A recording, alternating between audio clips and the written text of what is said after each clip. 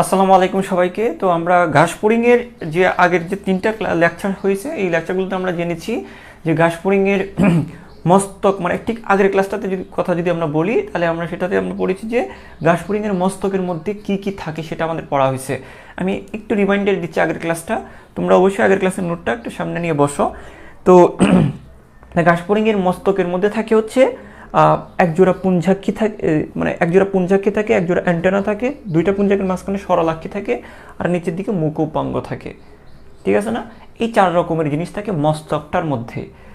একজোড়া অ্যান্টেনা, অ্যান্টেনার পিছনে পুঞ্জাক্ষী, পুঞ্জাক্ষীর মাঝখানে সরলাক্ষী, নিচের দিকে কতগুলো মুখোপাঙ্গ, এই চার রকমের জিনিসগুলো থাকবে মস্তকের মধ্যে। এবং এই চার প্রকারের জিনিস সম্পর্কে আমরা ডিটেইলি পড়েছি এবং আমাদের লাস্ট ক্লাসটাই ছিল ওই যে মুখোপাঙ্গগুলো কী কী আছে, তাদের কাজ কী কী, সেগুলো আমরা পড়েছি। এখন আজকে আমরা তাহলে নর্মালি যদি বলি যে ঘাসফড়িংয়ের তিনটা অংশ মস্তক, বক্ষ, উদর, তাহলে মস্তকে যা যা থাকে সেটা আমাদের পড়া হয়ে গেছে। এখন আমরা পড়বো হচ্ছে বক্ষের মধ্যে কী কী থাকে সেটা আমরা পড়বো। তাহলে দেখি এখন আমরা লিখবো, তাহলে আমাদের আজকের ক্লাসের টপিক হচ্ছে বক্ষে কী কী থাকে, উদরে কী কী থাকে, দুইটা জিনিস আজকে আমরা পড়বো। তা আমরা এই যে ঘাসফড়িংয়ের বক্ষে যা যা থাকে আমরা হেডলাইনটা দিতে পারি এভাবে যে বক্ষে যা যা থাকে, বক্ষে যা যা থাকে, ঠিক আছে? আচ্ছা, এটা হচ্ছে আমাদের আজকের প্রথমে আমরা জানবো যে বক্ষে কী কী থাকে। বক্ষে থাকবে, আসলে আমি একটু লিখে দিচ্ছি প্রথমে নামগুলো, যে বক্ষে কী কী থাকবে। বক্ষে থাকবে হচ্ছে আমরা তিন রকমের জিনিসের কথা বলতে পারি। প্রথমে যদি আসি বক্ষে, প্রথমে আমরা বলতে পারি যে বক্ষটা তো আবার তিনটা অংশে ভাগ করা যায়, অগ্রবক্ষ, মধ্যবক্ষ, পশ্চাৎবক্ষ।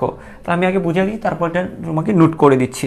দেখো, খেয়াল করো, আমরা যদি এভাবে ঘাসফড়িংটাকে এভাবে যদি চিন্তা করি, এটা বড় করে মস্তক, মানে সহজে বোঝার জন্য এভাবে আঁকতেছি, জাস্ট তুমি যদি ইমাজিন করতে পারো, এটা ধরো মস্তক, তারপর এটা মনে করো বক্ষ, তারপর এটা মনে করো যে এটা মনে করো উদর, তারপর এই অংশটা কি মনে করো, ধরো এটা হচ্ছে উদর। জাস্ট বোঝার জন্য আমি এইভাবে আঁকতেছি, এটা পরীক্ষার হলে এইভাবে আঁকবা না। তো এটা মনে করো মস্তক, তারপর এটা মনে করো বক্ষ, এটা মনে করো উদর। এখন বক্ষটার মধ্যে কয়টা অংশ আছে? তিনটা ভাগ আছে। মস্তকের মধ্যে তিনটা ভাগ, এই একটা ভাগ এটাকে বলা হয় অগ্রবক্ষ, মাঝখানে এটাকে বলা হয় মধ্যবক্ষ, এটা পশ্চাৎবক্ষ। এগুলো তোমাদেরকে আগের ক্লাসে পড়াইছি, আগের ক্লাসগুলোতে পড়াইছি। আমরা জানবো যে বক্ষের গঠনটা আমরা জানবো বেসিক্যালি যে বক্ষের মধ্যে কী কী থাকে। এখন বক্ষের মধ্যে এই যে দেখো, এটা অগ্র, এটা মধ্যবক্ষ, এটা পশ্চাৎবক্ষ, অগ্র, মধ্য, পশ্চাৎবক্ষ, ঠিক আছে? এখন কথাটা হচ্ছে যে এই যে দেখো, এই অগ্রবক্ষের মধ্যে মনে রাখবা এই যে বক্ষের উপরের দিকে 2 জোড়া ডানা থাকবে, নিচের দিকে 3 জোড়া পা থাকবে। তাহলে উপরে 2 নিচে 3, এই যে 2 3, ঠিক আছে, 2 3। তাহলে উপরে 2 জোড়া ডানা, নিচে 3 জোড়া পা, উপরে 2, তারপর সিরিয়ালি 2 3। তো উপরে কয় জোড়া ডানা থাকবে? 2 জোড়া ডানা থাকবে। কিভাবে থাকবে? এই যে দেখো, সামনে এক জোড়া, বোঝানোর জন্য সহজে বুঝতে পারো এটার জন্য বললাম, সামনে এক জোড়া, মধ্যবক্ষে এক জোড়া থাকবে, তারপর কি পশ্চাৎবক্ষে আরেক জোড়া থাকবে, ঠিক আছে? তাহলে দেখো, মধ্যবক্ষে এক জোড়া, পশ্চাৎবক্ষে আরো এক জোড়া থাকবে। আর অগ্রবক্ষ, মধ্যবক্ষ, পশ্চাৎবক্ষ প্রত্যেক বক্ষেই 2 জোড়া করে, এক জোড়া করে পা থাকবে। ধরো এইখানে যদি 2 জোড়া পা থাকে, এক জোড়া পা থাকে, তাহলে এইখানেও এক জোড়া পা থাকবে, এইখানেও এক জোড়া পা থাকবে। তো জিনিসগুলো যেন সহজে মনে রাখতে পারো। হ্যাঁ, আমি প্রথম 2 ক্লাসে যে ঘাসফড়িংয়ের চিত্রটা আঁকছিলাম, ওইটা দিলে তোমরা দেখতে ভালো লাগতো, কিন্তু জিনিসগুলো স্পষ্টভাবে তোমরা মনে রাখতে পারতো না। এটা হচ্ছে ইমাজিনারি একটা চিত্র, তুমি এভাবে ফিল করতে পারো বা চিন্তা করতে পারো। ওই চিত্রটা দিয়ে একদম অ্যাকুরেটলি আমরা বুঝতে পারি না, কারণ ডানাগুলো সবকটা ডানা এভাবে এক চিত্রের মধ্যে প্রকাশ করা বা বোঝা যায় না। এই জন্য যেন মনে রাখতে পারো, এই জন্য বলতেছি। তাহলে খেয়াল করো, তো আমি কি বললাম যে ঘাসফড়িংটার কয়টা, বক্ষটার মধ্যে কয়টা খণ্ড আছে? 3টা খণ্ড আছে। বক্ষটার মধ্যে কয়টা খণ্ড? 3টা খণ্ড, অগ্রবক্ষ, মধ্যবক্ষ, পশ্চাৎবক্ষ। অগ্র, মধ্য এবং কি পশ্চাৎ। তাহলে অগ্রবক্ষের মধ্যে কোনো ডানা থাকবে না, তো মধ্যবক্ষে এক জোড়া, পশ্চাৎবক্ষে এক জোড়া। তাহলে কয় জোড়া হয়েছে? 2 জোড়া। তাহলে 2 জোড়া ডানা নিচের দিকে, আর প্রত্যেক বক্ষে এক জোড়া করে পা থাকবে, এক জোড়া পা, এক জোড়া পা, এক জোড়া পা। তাহলে 3 অংশে 3 জোড়া পা থাকবে। আমি মস্তকটা মুছে দিই, এই মস্তকটা মুছে দিই, এটা মুছে দিই। এখন দেখো, খেয়াল করো, তাহলে বক্ষটার কটা অংশ পাইলাম আমরা? বক্ষর কটা অংশ আমাকে একটু বলো তো, বক্ষর অংশ কয়টা বলো, একটু তাড়াতাড়ি বলো। জাস্ট মনে রাখার জন্য চিত্রটা এভাবে কল্পনা করবা। তো বক্ষের কয়টা অংশ? তিনটা অংশ। তিনটা অংশ না, তো তিনটা অংশেই 3 জোড়া পা থাকবে। এক জোড়া, এই প্রথম অংশে এক জোড়া, তারপর এখানে এক জোড়া, তারপর এক জোড়া, তাহলে 3 অংশে 3 জোড়া পা থাকবে। কিন্তু উপরে থাকবে কয় জোড়া? 2 জোড়া। তো 2 3, উপরে ডানা থাকবে 2 জোড়া, মধ্যপক্ষে 1 জোড়া ডানা, পশ্চাৎপক্ষে 1 জোড়া ডানা। তো আমরা সিম্পলি এইভাবে যদি মনে রাখি, আমাদের এইভাবে চিন্তা করি, উপরে 2 নিচে 3, তো 2 জোড়া ডানা 3 জোড়া পা থাকে ঘাসফড়িংয়ের। কি বললাম? 2 জোড়া ডানা, 2 জোড়া ডানা, 3 জোড়া পা। এখন 2 জোড়া ডানা কোথায় থাকবে? মধ্যপক্ষে আর পশ্চাৎপক্ষে 2 জোড়া। মধ্যপক্ষে 1 জোড়া, পশ্চাৎপক্ষে 1 জোড়া ডানা, আর প্রত্যেক বক্ষেই 1 জোড়া করে পা। তাহলে কি? তাহলে টোটাল 3 জোড়া পা হবে। ঠিক আছে, এখন আমরা যদি এখানে আসি, তাহলে আমি কি কি পাইলাম? তাহলে বক্ষের মধ্যে কি কি পাইলাম? আমরা বক্ষের মধ্যে পাইছি ডানা পাইছি, আর কি কি পাইছি? আমরা বক্ষের মধ্যে আমরা পাইছি কি? পা। তো ডানা পাইলাম, আর কি পাইলাম? পা পাইলাম। আচ্ছা, ডানা হচ্ছে কয়টা? ডানা হচ্ছে 2 জোড়া, ডানা 2 জোড়া। তো ডানা পাইছি আর পা পাইছি। আর কিছু কি থাকে? হ্যাঁ, আরও একটা জিনিস থাকে, তোমাদেরকে বলি। সেটা কি? সেটা হচ্ছে যে শ্বাসরন্ধ্র থাকবে। কি থাকবে? শ্বাসরন্ধ্র থাকবে। মনে করো শ্বাসরন্ধ্রগুলো কোথায় থাকবে একটু দেখো। এই যে দেখো, এই যে অগ্রবক্ষ এবং মধ্যবক্ষের মাঝখানে 1 জোড়া থাকবে। এই যে এই জায়গাটাতে 1 জোড়া থাকবে, এই যে এখানে 1 জোড়া থাকবে। তাহলে অগ্র এবং মধ্যবক্ষের মাঝখানে 1 জোড়া শ্বাসরন্ধ্র, মানে ছিদ্র আর কি। মনে করো এটা, মনে করো অগ্রবক্ষ, এটা মধ্যবক্ষ। অগ্র মধ্যবক্ষের মাঝখানে একটা ছিদ্র থাকবে। তো দেখো, যে অগ্রবক্ষ মধ্যবক্ষের মাঝখানে 1 জোড়া একটা ছিদ্র থাকে, যে যার মধ্যে দিয়ে শ্বাস নেই। যে রন্ধ্র দিয়ে, যে ছিদ্রর আরেকটা বাংলাই হচ্ছে রন্ধ্র, যে রন্ধ্র দিয়ে শ্বাস নিবে তাকে বলা হয় শ্বাসরন্ধ্র।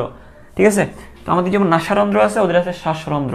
দেখো, এই যে এই অগ্র এবং মধ্যবক্ষের মাঝখানে 1 জোড়া শ্বাসরন্ধ্র আছে, এটাকে আমরা বলবো শ্বাসরন্ধ্র। শ্বাসরন্ধ্র ঠিক 1 জোড়া অগ্র এবং মধ্যবক্ষের মাঝখানে 1 জোড়া, এই পাশে একটা, এই পাশে একটা, তো মোট 1 জোড়া। অগ্র এবং মধ্যবক্ষের মাঝখানে 1 জোড়া, তারপর মধ্যবক্ষ এবং পশ্চাৎপক্ষের মাঝখানে আরও 1 জোড়া। ঠিক আছে, তো দেখো, অগ্র এবং মধ্যবক্ষের মাঝখানে 1 জোড়া, মধ্যবক্ষ এবং পশ্চাৎপক্ষের মাঝখানে আরও 1 জোড়া। টোটাল কয় জোড়া শ্বাসরন্ধ্র পাইলাম? 2 জোড়া শ্বাসরন্ধ্র পাইছি। তাহলে দেখো জিনিসগুলো কি, এখন তোমাদের আসলে জিনিসটা হচ্ছে মনে রাখাটা জরুরি। তুমি কথাটা হচ্ছে পড়লা একটা জিনিস, কিন্তু তুমি মনে থাকলো না, লাভ নেই। তো তুমি এইভাবে চিন্তা করেই পড়বা, যে আমি যেভাবেই তোমাকে জিনিসটা বোঝানোর চেষ্টা করছি সেভাবে চিন্তা করবা। তো আমার কিন্তু এইভাবেই মনে আছে। ঠিক আছে, আমার কিন্তু এখনও যে পড়ছিলাম, যে এখন আমার এইভাবে মনে আছে। তাহলে কী বলছিলাম? যে বক্ষের মধ্যে 3টা অংশ, তো তাহলে প্রত্যেক অংশে 1 জোড়া করে কি থাকবে? প্রত্যেক অংশে 1 জোড়া করে পা থাকলে মোট তাহলে কয় জোড়া পা হয়? 3 জোড়া পা। ডানা কি থাকবে? মধ্যবক্ষে আর পশ্চাৎপক্ষে থাকবে। তা আমরা বলতে পারি 2 জোড়া ডানা থাকবে, মধ্যবক্ষে 1 জোড়া, পশ্চাৎপক্ষে 1 জোড়া। উপরে 2 জোড়া ডানা, 3 জোড়া পা। আর অগ্র মধ্যবক্ষের মাঝখানে 1 জোড়া রন্ধ্র, শ্বাসরন্ধ্র, মধ্য এবং পশ্চাৎপক্ষের মাঝখানে আরেক জোড়া শ্বাসরন্ধ্র থাকবে। তাহলে আমরা কি কি পাইলাম একটু খেয়াল করি। প্রথম থেকে যদি বলি, যে আমরা বলতে পারি 1 নম্বর অংশটাকে বলতে পারি কি? 1 নম্বর অংশটাকে আমরা বলতে পারি প্রথম অগ্রমগ্য, মানে উপরের দিকে কি থাকে সেটা যদি আমরা আগে বলি, আমরা বলবো যে ডানা থাকবে। 1 নম্বরে আমরা বলতে পারি যে ডানা থাকবে। কি থাকবে? আমরা বলতে পারি যে ডানা থাকবে, ডানা। ঠিক আছে, 1 নম্বরে আমরা বলি ডানা। তারপরে ডানা, উপরে ডানা, নিচে কি? পা। তা আমরা 2 নম্বরে বলতে পারি, পায়ের কথাটা আমরা বলতে পারি 2 নম্বরে আমরা বলতে পারি পা থাকবে। ঠিক আছে, পা থাকবে। তারপর আর কি থাকবে? শ্বাসরন্ধ্র থাকবে। এই 3 রকমের জিনিস থাকবে বক্ষে, শ্বাসরন্ধ্র। ঠিক আছে, এই 3 রকমের জিনিস থাকবে। তাহলে কি?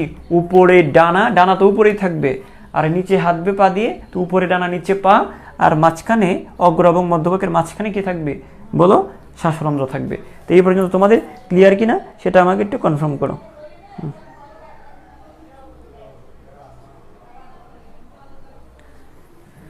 আচ্ছা, ঠিক আছে, আশা করি সব কিছু ক্লিয়ার আছে। তারপরে যদি প্রবলেম থাকে আমাকে অবশ্যই কমেন্টে জানাবা।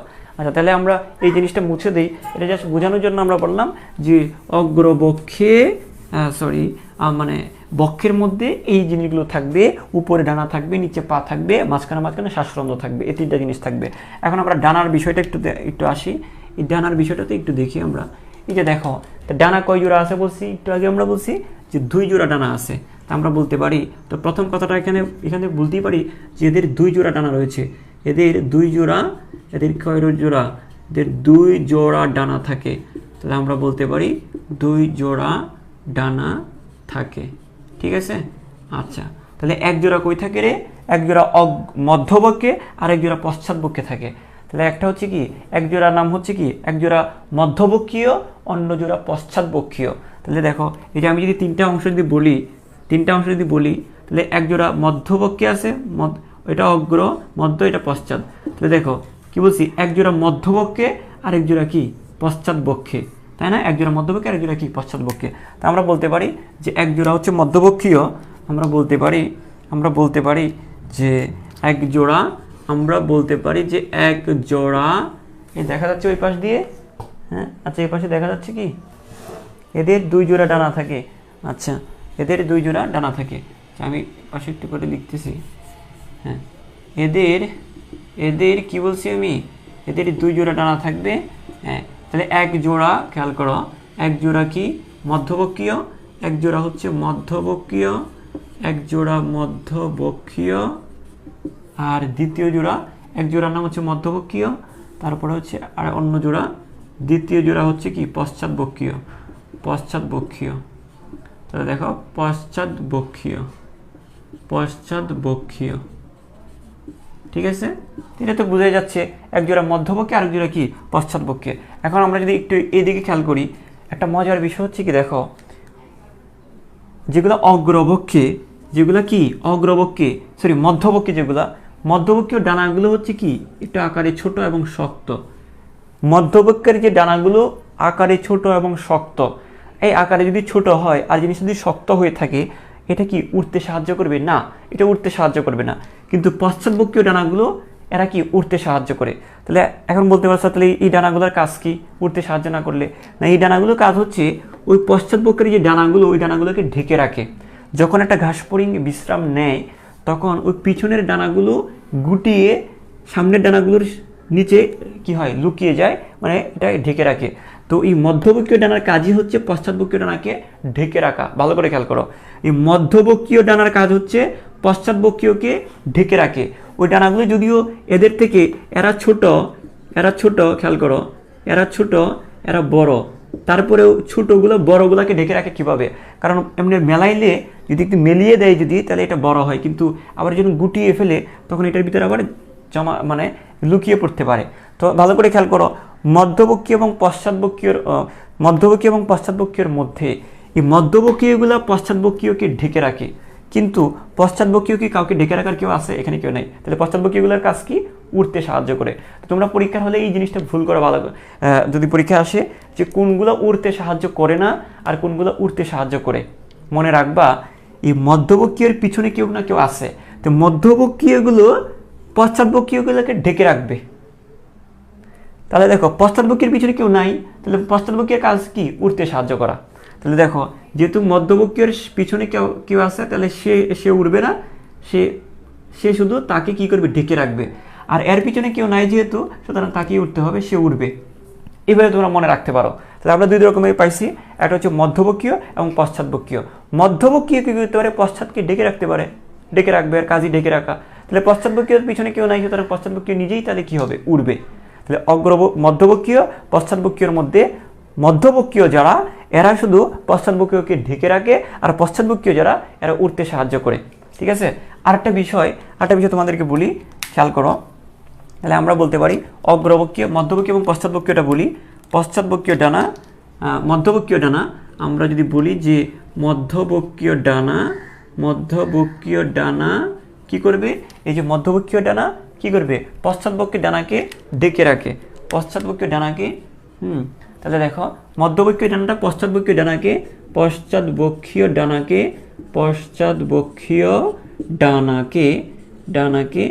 ঢেকে রাখে। আচ্ছা, পশ্চাৎবক্ষীয় ডানাকে কি করবে? ঢেকে রাখে। আর এটাকে কি করবে? উঠতে সহায়তা করবে। ঢেকে রাখে যেহেতু, এটা কি করবে না। তাহলে দেখো মধ্যবক্ষীয় ডানা পশ্চাৎবক্ষীয় ডানাকে ঢেকে রাখাটাই তার কাজ, সুতরাং সে উড়ার কাজ না, তাই সে উঠতে সাহায্য করে না। তা আমরা বলতে পারি এটা ব্যতিক্রম, ডানা আবার উঠতে সাহায্য করে না, এটা মনে রাখতে হবে। উঠতে সাহায্য করে না। আর কেন উঠতে সাহায্য করে না? কারণ ডানাগুলো আকারে ছোট, একটু ছোট, এটা উড়াইতে বেশি একটা সাহায্য করে না। তো ডানা আকারে ছোট, তাহলে আমরা বুঝতে পারি যেহেতু সাহায্য করে না, যেহেতু এগুলো আকারটা কি হবে, এদের ডানা আকারটা ছোট হবে।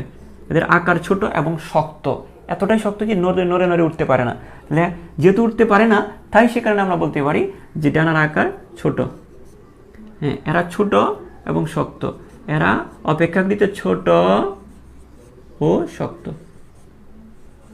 ঠিক আছে, তো তিনটা পয়েন্ট বুঝছো কিনা আমাকে বলো।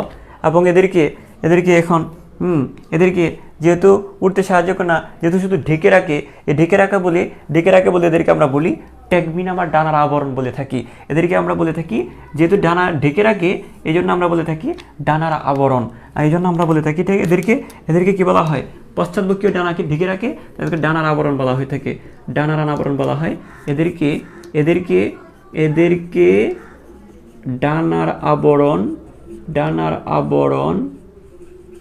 ডানার আবরণ বা এটাকে ট্যাগমিনা, এটা আমাদের মেডিকেল ভর্তি পরীক্ষায় আসছিল, ট্যাগমিনা বা এলিট্রা বলা হয়, ঠিক আছে, এলিট্রা বলা হয়।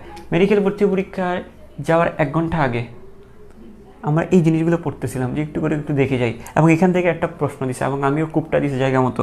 তো দেখো, কোনো জিনিসই অগুরুত্বপূর্ণ না, তোমাকে ভালো করে পড়তে হবে। তো দেখো, তাহলে প্রথম এগুলো কি, ওগুলোর নাম, 3টা নাম আছে এখানে, 3টা নাম আছে। একটা হচ্ছে কি, যে মধ্যবক্ষীয় ডানাগুলো পশ্চাৎবক্ষীয়কে ঢেকে রাখে, তাই এদেরকে আমরা বলবো ডানার আবরণ বলবো। এদের আরেকটা নাম কি, ট্যাগমিনা বলবো, অথবা এদেরকে আমরা কি বলবো, এলিট্রা বলবো। ঠিক আছে, তাই ডানার আবরণ, ট্যাগমিনা এবং এলিট্রা, ডানার আবরণ, ট্যাগমিনা এবং কি, এলিট্রা। ঠিক আছে, এতটুকু তোমাদের ক্লিয়ার কিনা আমাকে একটু জানাও। তাহলে দেখো, সিম্পল একটা বিষয়, যে মধ্যবক্ষে এক জোড়া, পশ্চাৎবক্ষে এক জোড়া। তো মধ্যবক্ষের কাজই হচ্ছে পশ্চাৎকে ঢেকে রাখা, যেহেতু পশ্চাতে কেউ আসে সে উঠবে না, পশ্চাৎবক্ষীয়কে ঢেকে, এবারে তুমি মনে রাখবা, কারণ দুইটাতে কিন্তু কনফিউজড হয়ে যাও। তাহলে মধ্যবক্ষীয়র কাজই হচ্ছে পিছনেরগুলোকে ঢেকে রাখে। তাহলে কি করবে, পশ্চাৎবক্ষীয় ডানাকে ঢেকে রাখে, এবং কি করে, তাহলে এরা উঠতে সাহায্য করে না। এবং এরা তাহলে কেন, যেহেতু উড়ে না, তাহলে বুঝতে পারি, আমরা এটা ধারণা করতে পারি, কারণ এরা আকারে ছোট এবং শক্ত। আর যেহেতু ঢেকে রাখে, আমরা বলতে পারি এরা ডানার আবরণ, বা এদেরকে ডানার আবরণ বলা হয়। আর দুইটা নাম আছে, এগুলো হচ্ছে ট্যাগমিনা বা এলিট্রা বলে। এদেরকে ডানার আবরণ, ট্যাগমিনা অথবা এলিট্রা বলা হয়। এদের ডানার আবরণ ট্যাগমিনা অথবা কি, এলিট্রা বলে। এই জিনিসটা আশা করি পারবা। এতটুকু জিনিস তোমাদের ক্লিয়ার হয়েছে কিনা আমাকে একটু জানাও। তো দেখো, 2 জোড়া ডানাকে, মেডিকেল ভর্তি পরীক্ষায় এটা লিখে রাখো, তাহলে হয়তো বা, হ্যাঁ, মেডিকেল কোয়েশ্চেনটা লিখে রাখতে পারো। তাহলে আমি যেটা বলতেছিলাম, যে এই পর্যন্ত তোমাদের ক্লিয়ার কিনা একটু কনফার্ম করো আমাকে। হ্যাঁ, ক্লিয়ার, একদম সিম্পল। এগুলো মুখস্থ করে রাখতে পারবো না, তোমাকে সিম্পলি এভাবে চিন্তা করতে হবে, যে উপরে ডানা থাকবে, নিচে পা থাকবে, আর মাঝখানে ছিদ্র থাকবে। তো আমাদের ডানার কথাটা যদি আমরা একটু বলি প্রথমে, তো ডানার কথাটা যদি বলি, তাহলে উপরে 2 জোড়া ডানা, নিচে 3 জোড়া পা, তো উপরে ডানা 2 জোড়া থাকবে। তো মধ্যবক্ষীয় এক জোড়া, পশ্চাৎবক্ষীয় এক জোড়া। এখন মধ্যবক্ষীয় যেটা এগুলো পশ্চাৎকে ঢেকে রাখবে, সুতরাং এরা কি ডানার আবরণ বা এলিট্রা বা ট্যাগমিনা। ঠিক আছে, আর এরা কি করবে না, যেহেতু ঢেকে রাখে, এদের কাজ উড়া না, এরা উঠতে সাহায্য করে না। এবং যেহেতু উঠতে সাহায্য করে না, আমরা বলতে পারি তাহলে এরা শক্ত এবং এরা কি ছোট। ঠিক আছে, তাই এই পর্যন্ত আমাদের ক্লিয়ার। আমরা এইভাবে বুঝে পড়বো, তো জিনিসগুলো মাথায় সেট হয়ে যাবে। তো এখানে আরও কিছু ইনফরমেশন আমি মুছে দিচ্ছি, তোমরা সুন্দর করে মুছবো না, এক লাইনে এই 3টা জিনিস 1 পৃষ্ঠাতে নোট করবা। ডানা, পা, শ্বাসতন্ত্র 1 পৃষ্ঠাতে নোট করবা। এখানে আরও কিছু লেখা আছে, আমি একটু লেখাটা লিখতেছি। তারপরে হচ্ছে, এখন আমরা কি বললাম, মধ্যবক্ষীয় ডানার কথা বললাম, এখন আসি পশ্চাৎবক্ষীয় ডানা। পশ্চাৎবক্ষীয় ডানা। এখন দেখো, পশ্চাৎবক্ষীয় ডানা, তো এই পশ্চাৎবক্ষীয় ডানাটা কি করবে, পশ্চাৎবক্ষীয় তো পিছনে কেউ নাই, কেউ ঢাকতে পারবে না, কি করবে, আমরা বলতে পারি এরা উঠতে সাহায্য করে, এরা উঠতে সাহায্য করে, হ্যাঁ, সাহায্য করে। আর যদি কি হয়, এরা উঠতে সাহায্য করে, আমরা এটা বলতে পারি। আর এমনিতে তো জানি যে এরা কি হয়, গুটিয়ে এই মধ্যবক্ষীয়র নিচে কি হয়, মানে লুকিয়ে যায়, মানে আবৃত হয় আর কি, যখন বিশ্রামের সময়। তো আমরা বলতে পারি যে বিশ্রামের সময়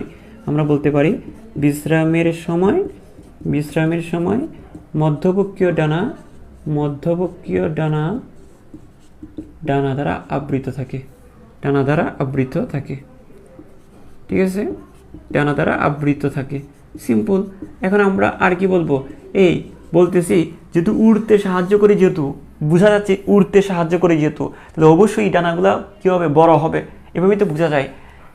পিছনে আছে বলে উড়বে, এটাতে আমরা বলি একটা মধ্যবর্তী একটা পশ্চাৎবর্তীয়, মধ্যবর্তীয়গুলো পেছনেগুলোকে ডাকতে পারবে, ঠিক আছে, একটা কাজ বুঝলাম। তো এটা উঠতে সাহায্য করে না, পিছনেগুলোতে কেউ নাই, সেটা নিজেই সে তাকেই উঠতে হবে। এখন সে যেহেতু উড়বে, উড়বে যেহেতু আমরা বুঝতে পারছি, উড়বে যেহেতু, তো অবশ্যই ডানাগুলো কী হবে, বড় হবে আকারে। তো আমরা বলতে পারি কি বলবো আমরা, যে বড়, ডানাগুলো এরা বড়, এরা অপেক্ষাকৃত বড়, হ্যাঁ, এরা অপেক্ষাকৃত কী হয়, এরা বড় হয় এবং মোটামুটি নরম হয় ওইগুলোর থেকে, হ্যাঁ। বড় নরম কথাটাই সরাসরি বলা দরকার নেই, এরা অপেক্ষাকৃত বড় হয়, এরা অপেক্ষাকৃত বড় হয়, এরা অপেক্ষাকৃত কি হয়, বড় হয়, ঠিক আছে। এটা গেল আমার পশ্চাৎবর্তীয় ডানার কথা বললাম। আচ্ছা, তারপরে হচ্ছে আমরা যদি সামনে যাই, ডানা সম্পর্কে কি আমাদের আর কিছু জানতে হবে? সিম্পল, এখানে তো বড় কিছু না, যে 2 জোড়া ডানা থাকবে, সামনে মধ্যবর্তীয় 1 জোড়া, পশ্চাৎবর্তীয় 1 জোড়া। মধ্যবর্তীয়গুলো কেমন, পশ্চাৎবর্তীয়গুলো কেমন, সেটাই তো পড়লাম এখানে, আর কিছু না। মধ্যবর্তীয়গুলো উঠতে সাহায্য করে না, তাই এরা ছোট এবং এরা ডানার আবরণ বলবো। পশ্চাৎবর্তীয়গুলো উঠতে সাহায্য করে, তাই এরা বড়, ঠিক আছে, সিম্পল। এই জিনিসগুলো কিন্তু সিরিয়ালি মনে রাখতে পারি।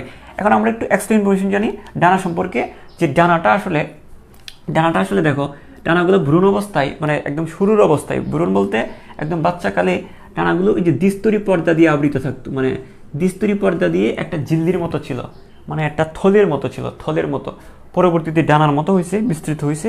জিনিসটা আগে কি ছিল, দ্বিস্তরী ঝিল্লি দিয়ে আবৃত একটা থলির মতো ছিল, এরকম। এই একটা ঝিল্লি, এই একটা ঝিল্লি না, মানে এটা একটা থলির মতো দেখা যাচ্ছে না, এটা অনেকটা থলির মতো দেখাচ্ছে। আমিও তো এখানে আঁকছিগুলো থলির মতোই দেখাচ্ছে। এটা কি, এটা দ্বিস্তরী ঝিল্লি দিয়ে আবৃত একটা থলির মতো। পরবর্তীতে এরা আসলে ডানার মতো হয়, কিন্তু শুরুর দিকে এরা একদম প্রথম অবস্থায় এরা কি হবে, দ্বিস্তরী প্রাচীর বিশিষ্ট থলির মতো থাকে, এইরকম থলির মতো থাকে। তো আমরা এই কথাটা লিখে দিতে পারি যে দ্বিস্তরী প্রাচীর বিশিষ্ট দ্বিস্তরী প্রাচীর বিশিষ্ট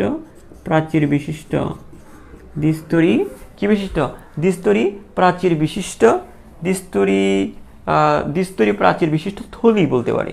দ্বিস্তরী প্রাচীর বিশিষ্ট বা দ্বিস্তর বিশিষ্ট প্রাচীর হিসেবে থাকে। তবে দ্বিস্তর বিশিষ্ট আমরা এবার দ্বিস্তরী বলতে পারি, বা দ্বিস্তর বিশিষ্ট যদি বলি, যে দ্বিস্তর বিশিষ্ট, একই কথা, যদিও দ্বিস্তর মানে 2টা স্তর আছে, দ্বিস্তর বিশিষ্ট থলির মতো। থলিটা কয় স্তর, এই যে থলিটা দেখতেছি 2 স্তর, দ্বিস্তর বিশিষ্ট থলি হিসাবে থাকে। কখন, প্রথম অবস্থায়, একদম শুরুর অবস্থায় থলি হিসাবে থাকে। এটা হচ্ছে প্রথম অবস্থায়। এটা কোন অবস্থায়, প্রথম অবস্থায়, ঠিক আছে। আমরা এতটুকু আশা করি বুঝছি। এখন কথাটা হচ্ছে, এখানে কি আমাদের ডানা সম্পর্কে আর কিছু জানতে হবে? হ্যাঁ, আরেকটা জিনিস তোমাদেরকে যদি বলি, যে এই জিনিসগুলো কোত্থেকে তৈরি হয়, কোথা থেকে তৈরি হবে, কী দিয়ে নির্মিত। নর্মালি পোড়া ঘাস ফড়িংটি তো কিউটিকল দিয়ে তৈরি, এটা আমরা জানি। যে পোড়া ঘাস ফড়িংটি কী দিয়ে তৈরি, কিউটিকল দিয়ে তৈরি, এটা আমাদের জানা আছে। তো এদের ডানাগুলোও কী দিয়ে নির্মিত হবে, কিউটিকল দিয়ে তৈরি হবে। এখন আরেকটা প্রশ্ন আসতে পারে যে স্যার এটা কোন জায়গা থেকে তৈরি হয়? হ্যাঁ, মধ্যবক এবং পশ্চাৎবকের 2 পাশ থেকে। এখন তোমাদেরকে একটু করে বলি, এখানে একটা লাইন তোমাদেরকে যদি বলি আমি, ওই জন্য চিন্তা করো, আমি একটু বলে দিচ্ছি। দেখো, বলছিলাম না যে অগ্রবক্ষ মধ্যবক্ষ 3টা আছে, এই যে অগ্রবক্ষ, মধ্যবক্ষ, পশ্চাৎবক্ষ, এরকম থাকে না?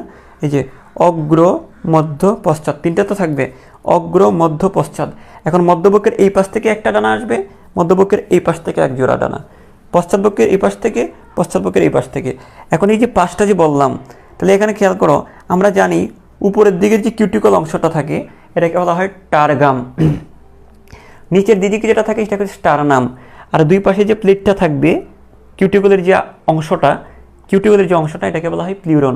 তো ভালো করে খেয়াল করো, আমরা যদি একটু চিন্তা করি, হ্যাঁ, তো উপরের দিকে যে খেয়াল করো, এই যে উপরের দিকের যে কিউটিকলের যে অংশটা, মানে স্ক্লেরাইটটা, উপরের দিকের যে স্ক্লেরাইটটা, তাকে টারগাম বলা হয়। নিচের দিকের যে কিউটিকলের অংশটা, মানে স্ক্লেরাইটটা, তাকে বলা হয়, উপরের দিকেরটা কি টারগাম বলা হয়, পিঠের দিকেরটা। সামনের দিকে যেটা স্টারনাম বলা হয়, পাশেরগুলোকে প্লিউরন বলা হয়, কিউটিকলের অংশগুলো। তো দেখো, উপরে টারগাম, নিচে স্টারনাম, পাশে প্লিউরন। এখন কথা হচ্ছে, টারগাম আর প্লিউরনের মাঝখান থেকেই এই ডানাগুলো তৈরি হবে। এই যে টারগাম, এটা যদি হয় টারগাম, এটা যদি টার্গাম হয় এটা কি হবে প্লিউরন পি। তো ডানাগুলো কোত্থেকে তৈরি হবে টার্গাম এবং প্লিউরন, দেখা যাচ্ছে এই টার্গাম এবং প্লিউরনের মাঝখান থেকেই এই ডানাটা তৈরি হবে, বোঝা গেছে। এবং এই ডানাটাও কি দিয়ে তৈরি, যেহেতু টার্গাম এবং স্টারনাম যেহেতু কিউটিকল দিয়ে তৈরি, তাহলে ডানাগুলোও কিউটিকল দিয়ে তৈরি। এতটুকু ক্লিয়ার কিনা আমাকে বলো। আমরা তো আগে থেকেই জানি যে প্রত্যেকটা অংশেই উপরের দিকে কিউটিকল থাকবে, উপরের দিকের কিউটিকল অংশটার নাম হচ্ছে টার্গাম, নিচের দিকের কিউটিকল অংশটার নাম হচ্ছে কি স্টারনাম। হ্যাঁ, এটা হচ্ছে স্টারনাম। তো ডানাগুলো কোত্থেকে তৈরি হবে, আর মাঝখানে যে প্লেটটা থাকবে এটাকে বলা হয় প্লিউরন। তো ডানাগুলো তৈরি হবে কি উপরে টার্গাম নিচে কি প্লিউরন। তো টার্গাম আর প্লিউরনের মাঝখান থেকেই তৈরি হবে, টার্গাম এবং প্লিউরনের মাঝখান থেকে তৈরি হবে এবং কিউটিকল দিয়েই তৈরি হবে। তো এই জিনিসটা বুঝছো কিনা আমাকে বলো, এই জিনিসটা বুঝছো কিনা আমি মাত্র যেটা বললাম। এতটুকু জিনিস ক্লিয়ার। মানে ওই ডানাটা কোত্থেকে তৈরি হয়, তো আমরা বলতে পারি আমরা বলতে পারি টার্গাম, আমরা বলতে পারি যে টার্গাম। আচ্ছা, নিচের লেখাগুলো দেখা যাচ্ছে? আচ্ছা, আমি এক লাইনে এটা লিখে দিচ্ছি। হ্যাঁ, টার্গাম ও প্লিউরনের মধ্যবর্তী অংশ থেকে তৈরি হয়,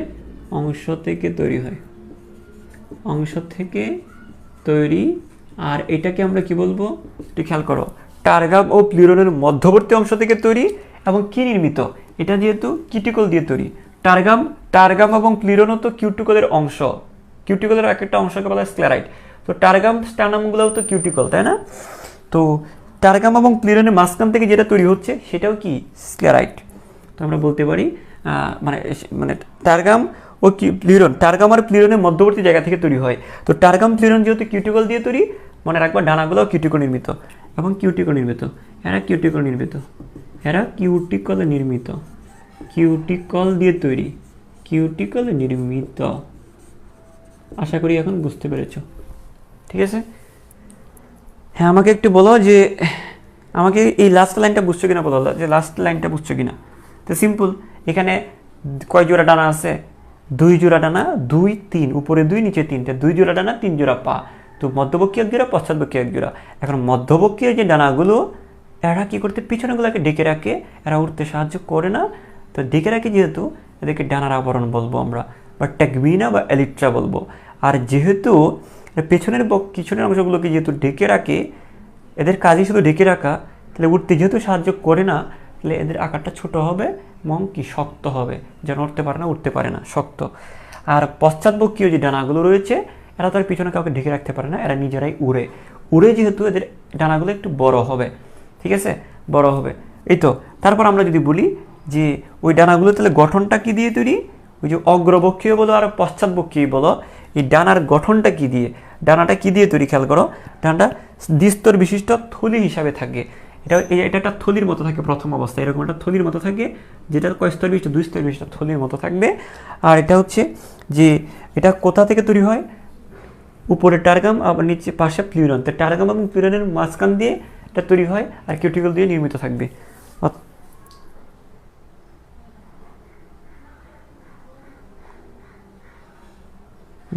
ঠিক আছে, আচ্ছা আচ্ছা, বুঝা গেছে। ওকে, তাহলে আমরা বলতে পারি, তাই আমি এখানে বলছি যে শুধুমাত্র পশ্চাৎবক্ষীয় ডানার কথা বলছি। আমি জাস্ট পশ্চাৎবক্ষীয় ডানাগুলো কেমন হবে এই কথাগুলো বলছি।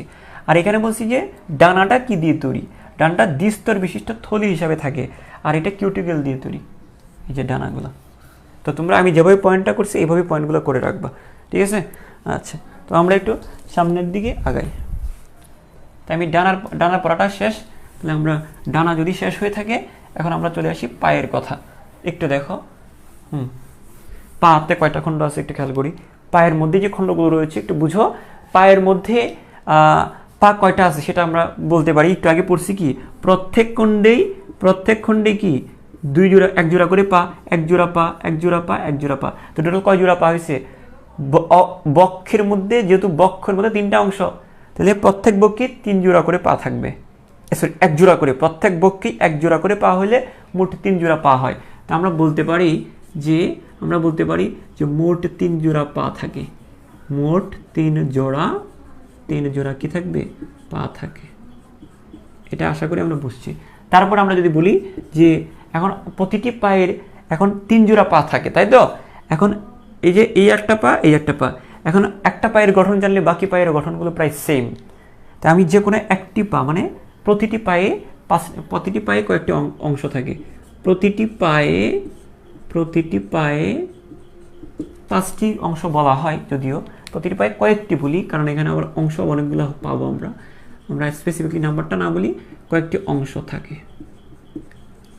থাকে।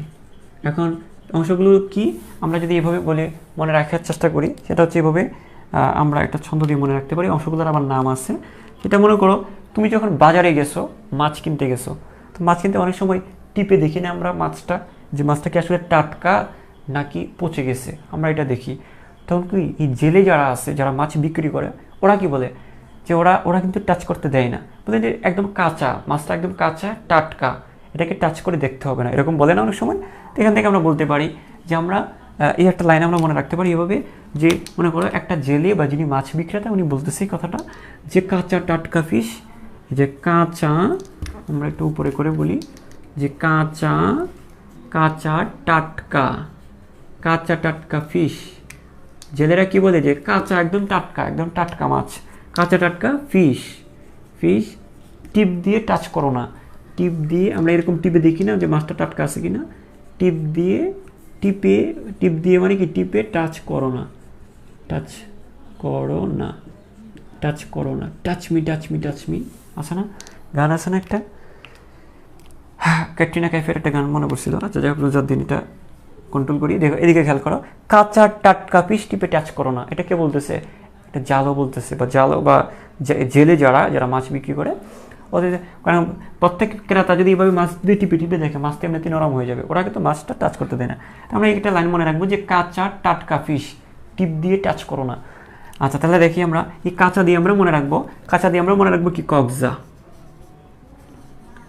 কাঁচা দিয়ে আমরা কি মনে রাখবো? কক্সা।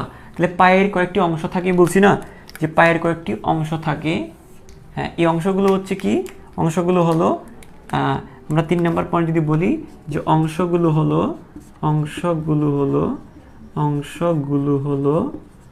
একটা পায়ে, প্রতিটি পায়ে তো এই অংশগুলো থাকবে। তো কি অংশ আছে? একটা অংশের নাম হচ্ছে কক্সা। কাঁচা দিয়ে মনে রাখবো কি? কক্সা। তারপরে টাটকা দিয়ে আমরা মনে রাখবো ট্রুকেন্টার। টাটকা দিয়ে আমরা কি মনে রাখবো? ট্রুকেন্টার। ঠিক আছে। ফিশ দিয়ে আমরা মনে রাখবো ফিমার। এটা আমাদের শরীরেও আছে, ফিমার আমাদের পায়েও আছে, আমরা মনে রাখবো ফিমার। ঠিক আছে। টিপি দিয়ে আমরা কি মনে রাখবো? মনে রাখবো টিবিয়া। টাচ দিয়ে আমরা মনে রাখবো টার্সাস। টার্সাস। ঠিক আছে। না দিয়ে আমরা মনে রাখবো নখর। ঠিক আছে। তাহলে 1টা 2টা 3টা 4টা কয়টা হয়েছে? 1 2 3 4 5 6। এখানে দেখো নখরটাকে টার্সাসের অংশ ধরা হয় অনেক সময়। তুমি নর্মালি বললে 5টি অংশ বলতে পারো চাইলে, মানে এটাকে নখটাকে আলাদা করে চিন্তা করা হয়েছে। তো আমাদের যেমন নখ থাকে ওদের নখ থাকে। তো কক্সা, ট্রুকেন্টার, ফিমার, টিবিয়া, টার্সাস, নখর। তাহলে প্রত্যেকটা পায়ে কয়টা অংশ থাকবে? প্রতিটি পায়ে এই কয়েকটি অংশ থাকবে। সংখ্যাটা বলে তুমি 5টি বলতে পারো। তুমি এটা না বলে এই কনফিউজিংগুলো পরীক্ষায় আসবে না। যদি আসে তুমি 5 দিবা সংখ্যাটা। তাই আমি বলি যে কাঁচা টাটকা ফিশ টিপে টাচ করো না। কি বলছি? কাঁচা টাটকা ফিশ টিপ দিয়ে টাচ করো না। তো কাঁচা দিয়ে কক্সা, টাটকা দিয়ে ট্রুকেন্টার।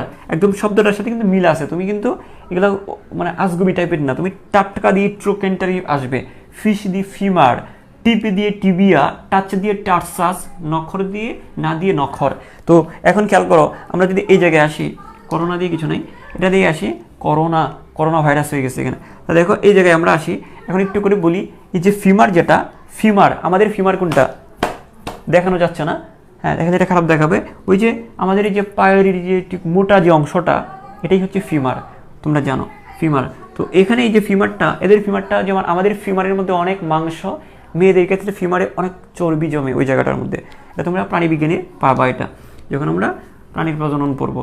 তো দেখো এই যে ফিমারটা, ওদের ফিমারটা কি মাংসল হবে। তো আমরা বলতে পারি এদের ফিমারটা কেমন হবে? এদের ফিমারটা হচ্ছে মাংসল। ওদের ফিমারটা কেমন? এদের আমাদের ফিমারের মধ্যে যেমন মাংস আছে, ওদের ফিমারেও কি আছে? মাংস আছে, মাংসল। ওদের ফিমারেও ফিমারটা হচ্ছে কি? মাংসল। এবং কি ওরা লাফাতে সাহায্য করে। ফিমারগুলো মাংসল। আচ্ছা, সব কিছু কি ঠিক আছে? আমি তো অনেকক্ষণ ধরে কমেন্ট পড়ছি না। ওকে,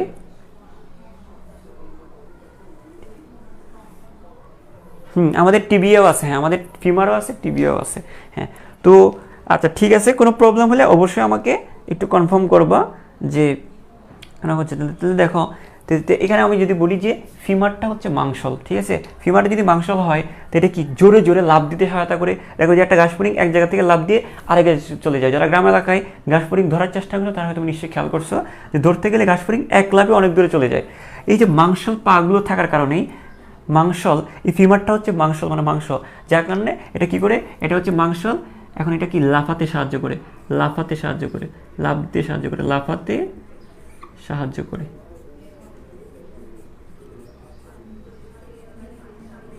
ঠিক আছে, তারপর আমরা দিয়ে আসি যে টিবিয়া এবং টার্সাস। একটু খেয়াল করো, এই যে টিবিয়া এবং টার্সাস, এই দুইটা, এই যে টিবিয়া এবং টার্সাসের দুই পাশে কিছু কাটা থাকে।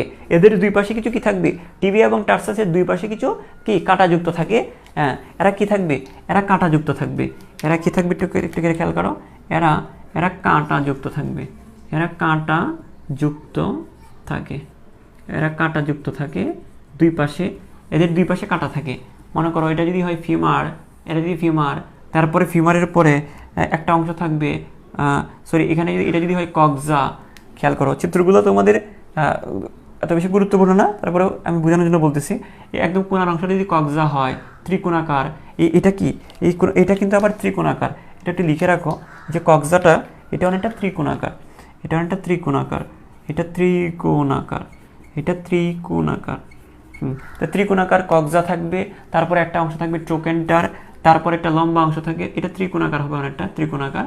তো এটা তারপর কি ট্রোকেন্টার থাকবে, তারপর ফিমার থাকবে, ফিমারের পরে কি টিবিয়া থাকবে, টার্সাস থাকবে। এখন বলা হচ্ছে ওই যে টিবিয়া এবং টার্সাস, টিবিয়ার দুই পাশে কিছু কাটা থাকবে, টার্সাসের দুই পাশে কিছু কাটা থাকবে। তো টিবিয়া ও টার্সাসের দুই পাশে কি থাকবে? কিছু কাটা থাকবে। তো এটা যদি কক্সা হয়, এটা যদি কক্সা হয়, এটা যদি কি হয়? ট্রোকেন্টার হয়। এটা আমি বলছি সংক্ষেপে লিখতেছি, এটা কক্সা, এই যে কক্সা। তারপরে এটা যদি ট্রোকেন্টার হয়, ট্রোকেন্টার হয়, ট্রোকেন্টার। এটা যদি ফিমার হয়, এটা ফিমার। এটা তারপর কি? এটা যদি টিবিয়া হয়, এটা যদি টিবিয়া হয়, এটা যদি টার্সাস হয়। তো যেটা বলতেছি আমি যে টিবিয়ার দুই পাশে এবং টার্সাসের দুই পাশে কি থাকবে? কিছু কাটা থাকবে। এটা আমি একটু তাড়াতাড়ি করে এঁকে দিচ্ছি, কারণ তোমাদের চিত্রটা আবার সুন্দর করে রাখতে সময় লাগবে। কারণ তোমরা চাইলে, হ্যাঁ চাইলে বই থেকে চিত্রটা আঁকতে পারো, না হলে তুমি ছন্দ দিয়ে এগুলো মনে রাখতে পারো। এই পায়ের চিত্র ইম্পর্টেন্ট কিছু না, তুমি জাস্ট বোঝার জন্য আমি এভাবে এঁকে তোমাদের বুঝিয়ে দিচ্ছি। মানে খেয়াল করো, এই টিবিয়া, তো টিবিয়া এদের দুই পাশে, তাহলে আমরা লিখতে পারি এদের দুই পাশে কি থাকে? এদের দুপাশে, এদের দুপাশে, এদের দুপাশে কি থাকবে? এদের দুপাশে কাঁটাযুক্ত থাকে, কাঁটাযুক্ত থাকে। এদের দুপাশে কাঁটাযুক্ত থাকে, এদের দুপাশে কাঁটাযুক্ত থাকে। এই কাঁটা থাকার কারণে এরা কি করতে পারে? এই কাঁটা থাকার কারণে এরা কিন্তু খাদ্য, এই মাংসল থাকার কারণে যেমন লাফাইতে পারে, আর এই কাঁটাগুলো থাকার কারণে এরা কিন্তু শিকার ধরতে পারে, খাদ্য গ্রহণে সাহায্য করে। কাঁটা থাকার কারণে ওরা খাদ্য গ্রহণে, মানে কাঁটাগুলোর মধ্যে আটকায় ফেলতে পারে শিকারকে, যাকে সে ধরবে। তো খাদ্য গ্রহণে সাহায্য করে, খাদ্য গ্রহণে সাহায্য করে। আমরা বলতে পারবো তাহলে খাদ্য গ্রহণে সাহায্য করে। ঠিক আছে, নিচের লেখাটা দেখা যাচ্ছে। খাদ্য গ্রহণে কি করবে? খাদ্য গ্রহণে, আচ্ছা খাদ্য গ্রহণে সাহায্য করে। তাহলে আমরা এটা পড়লাম, এই যে দুইটা মিলে বলছি, কিন্তু দুইটা কিন্তু একসাথে বলছি। ফিমারটা মাংসল হয়, ফিমারটা লাফাতে সাহায্য করে, এটা হচ্ছে ফিমারের পড়াটা। আর টিবি এবং টার্সাস দুইটাকে একসাথে বললাম, এদের দুপাশে কাঁটাযুক্ত থাকবে, এরা খাদ্য গ্রহণে সাহায্য করে। এখন একটা জিনিস আমাদের টার্সাসে একটা জিনিস জানতে হবে, টার্সাসে একটা জিনিস জানতে হবে, একটু খেয়াল করি। ওই টার্সাসটাকে আমরা একটু টেনে আমরা একটু লিখি। ওই টার্সাসের আবার কয়টা খণ্ড আছে? টার্সাসটা দেখো, তোমরা এইভাবেই নোটটা করে রাখবা। টার্সাসের আবার তিনটা, এই টার্সাসের ভিতরে আবার তিনটা খণ্ড আছে। এটা যদি টার্সাস হয়, একটা, দুইটা, এই তিনটা, 1, 2, 3। টার্সাসের মধ্যে আরও তিনটা খণ্ড বিভক্ত। তো এটি আরও তিনটি খণ্ডে বিভক্ত। আমরা যদি এটা লিখে রাখি যে এটি আরও তিনটি খণ্ডে বিভক্ত, এটি আরও তিনটি খণ্ডে বিভক্ত, আরও তিনটি খণ্ডে বিভক্ত। তিনটি খণ্ড বলতে উপখণ্ড বলি। আচ্ছা, এগুলাকে আমরা পায়ের খণ্ড বলতেছি না, অংশগুলো হলো বা খণ্ড, এগুলো হচ্ছে পায়ের এক একটা খণ্ড। খণ্ডের ভিতরে আবার খণ্ড, এই টার্সাস পুরাটা একটা খণ্ড, তার ভিতরে আরও আছে খণ্ড, তাহলে আমরা উপখণ্ড বলতে পারি। তো খণ্ডের ভিতর খণ্ড, উপখণ্ড। তাহলে দেখো এটি আরও তিনটি, এটা তো নিজে একটা খণ্ড। এই যে পুরা পায়ের অংশগুলো হলো পায়ে, এগুলো হচ্ছে একটা পায়ের অংশ, এক একটা খণ্ড। এই খণ্ডটার ভিতরে আরও খণ্ড আছে, তা আমি বলবো এটি আরও তিনটি উপখণ্ডে বিভক্ত, উপখণ্ডে বিভক্ত, উপখণ্ডে বিভক্ত। তো এই খণ্ডগুলোকে, এই এক একটা খণ্ডকে বলা হয় টার্সোমিয়ার। তা টার্সাসের ভিতরে যে খণ্ডগুলো, এগুলোকে আমরা বলবো টার্সোমিয়ার। তো এখানে কয়টা টার্সোমিয়ার? এদেরকে টার্সোমিয়ার বলা হয়, তিনটি টার্সোমিয়ার। এখানে একটা টার্সোমিয়ার, এখানে একটা টার্সোমিয়ার, এই টার্সোমিয়ার। তো দেখো তিনটি টার্সোমিয়ার রয়েছে। এদের কয়টি টার্সোমিয়ার রয়েছে? এদেরকে টার্সোমিয়ার বলে। এই তিনটি খণ্ডকে কি বলবো? এদেরকে টার্সোমিয়ার বলে, এদেরকে টার্সোমিয়ার বলে, এদেরকে টার্সোমিয়ার বলে, এদেরকে টার্সোমিয়ার বলে। এই খণ্ডগুলোকে কি বলে? তিনটি খণ্ড রয়েছে, ওই তিনটি খণ্ডকে কি বলবে? এই উপখণ্ডগুলোকে, এদেরকে কি বলবে? এদেরকে টার্সোমিয়ার বলে। ঠিক আছে? তো বুঝছো কিনা আমাকে এতটুকু কনফার্ম করো। তাহলে আমাদের পায়ের পড়া এই পর্যন্ত, এখানে আর কিছু আহামরি আর কিছু নাই। তোমরা চাইলে আমি তোমাদের একটু করে দেখি তো আমার পাশে বইটা আছে কিনা। হ্যাঁ, তোমরা চাইলে একটু করে চিত্রটা আঁকতে পারো, তোমরা যদি চিত্রের প্রতি হও। এটা খুব বেশি জরুরি কোনো চিত্র না, এবং এটা পড়াটা মনে রাখার জন্য চিত্রটা জরুরি না। আমরা পড়াটা নামগুলো আমরা এই ছন্দ দিয়ে এভাবে মনে রাখবো। আচ্ছা, তোমাদের দেখি তো বই একটু করে দেখি। হ্যাঁ, এই যে দেখো এই একটা চিত্র আঁকছে, এই চিত্রটা তোমরা চাইলে তোমরা আঁকতে পারো। এরকম ত্রিকোণাকার একটা কক্সা। এখন তো সময় নাই, আমাদের আরও অনেক পড়া আছে, এই জন্য এই ত্রিকোণাকার একটা কক্সা থাকবে, তারপরে ওই জায়গায় একটা ট্রোকেন্টার থাকবে, তারপরে এখানে কি হবে? একটা ফিমার থাকবে, ফিমারের পিছনে আবার কি থাকবে? টিবিয়া থাকবে। তো টিবিয়া থেকে আবার কি থাকবে? টিবিয়ার একটা অংশ, টিবিয়া থেকে এই পর্যন্ত টিবিয়া হয়, তারপরে এখানে এটা হচ্ছে টিবিয়া হলে আবার এখানে হচ্ছে ট্রোকেন্টার, তারপরে এখানে নখর থাকবে। জিনিসটা এরকম। ঠিক আছে? তো আশা করি বুঝছো কিনা আমাকে একটু বলো। আচ্ছা, আমি একটু করে দেখা দিচ্ছি তাড়াতাড়ি করে। তোমাদের এই জিনিসটা বুঝছো কিনা আমাকে একটু তাড়াতাড়ি কনফার্ম করো, যে এই পায়ের জিনিসগুলো তুমি মনে রাখতে পারবা কিনা। তুমি এত কিছু তুমি চিত্র এত কিছু তোমার মনেও থাকবে না। তুমি জাস্ট এটা মনে রাখবা যে কাঁচা টাটকা ফিশ, টিপে টাচ করো না। তো কাঁচা দিয়ে পায়ের অংশটার নাম হচ্ছে কক্সা, তারপর হচ্ছে টাটকা দিয়ে ট্রোকেন্টার, ফিশ দিয়ে ফিমার, টিপে টাচ করো না, টিপে দিয়ে টিবিয়ে, টাচ মানে টার্সাস, করোনার ন দিয়ে নখর, করোনার ন দিয়ে কি? নখর, করোনার ন দিয়ে কি? নখর। তো এই জিনিসটা তোমরা বুঝছো কিনা আমাকে একটু তাড়াতাড়ি করে বলো। আচ্ছা, আর তুমি খণ্ডটার কথা, কয়েকটি খণ্ডের কথা বলছিলাম না? এখানে খণ্ড আসলে অনেকগুলা, তবে নখরটাকে খণ্ড ধরা হয় না। তো সেই হিসাবে আমি যদি বলি 1 number, 2 number, 3 number, 4 number, 5 number, তো এই নখরটাকে খণ্ড না ধরলে তাহলে কয়টি খণ্ড হয়? 5টি খণ্ডে তোমরা চাইলে 5টি খণ্ড লিখতে পারো পরীক্ষায় যদি আসে। ঠিক আছে? তো এটা কোনো বই এরকম খণ্ডটা উল্লেখ করে নাই। তুমি তোমাদের যেটা আজমল, যেটা আমি পড়াই ম্যাক্সিমাম, তো এটা 5টি খণ্ড লেখা আছে। তো যাই হোক, এটা বোঝা গেছে কিনা আমাকে একটু কনফার্ম করো। এটা বোঝা গেছে কিনা একটু কনফার্ম করো। তাহলে দেখো আমরা জাস্ট কী করবো? কাঁচা টাটকা ফিশ, টিপে টাচ করো না, কাঁচা দিয়ে কক্সা, ট্রোকেন্টার, ফিমার, টিবিয়া, টার্সাস, নখর না দিয়ে নখর।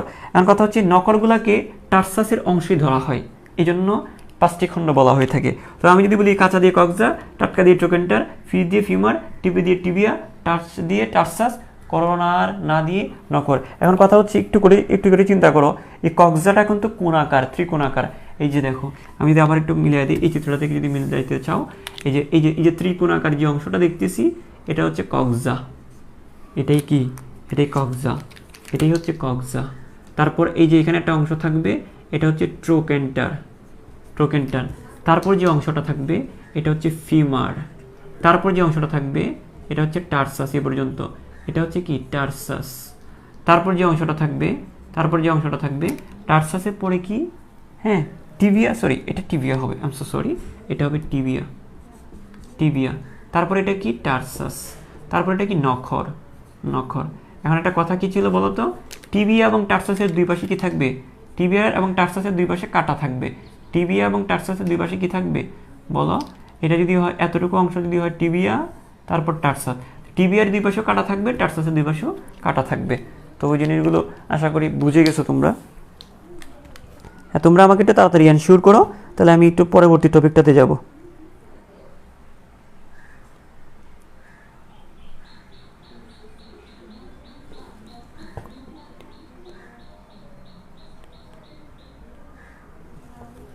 ঠিক আছে,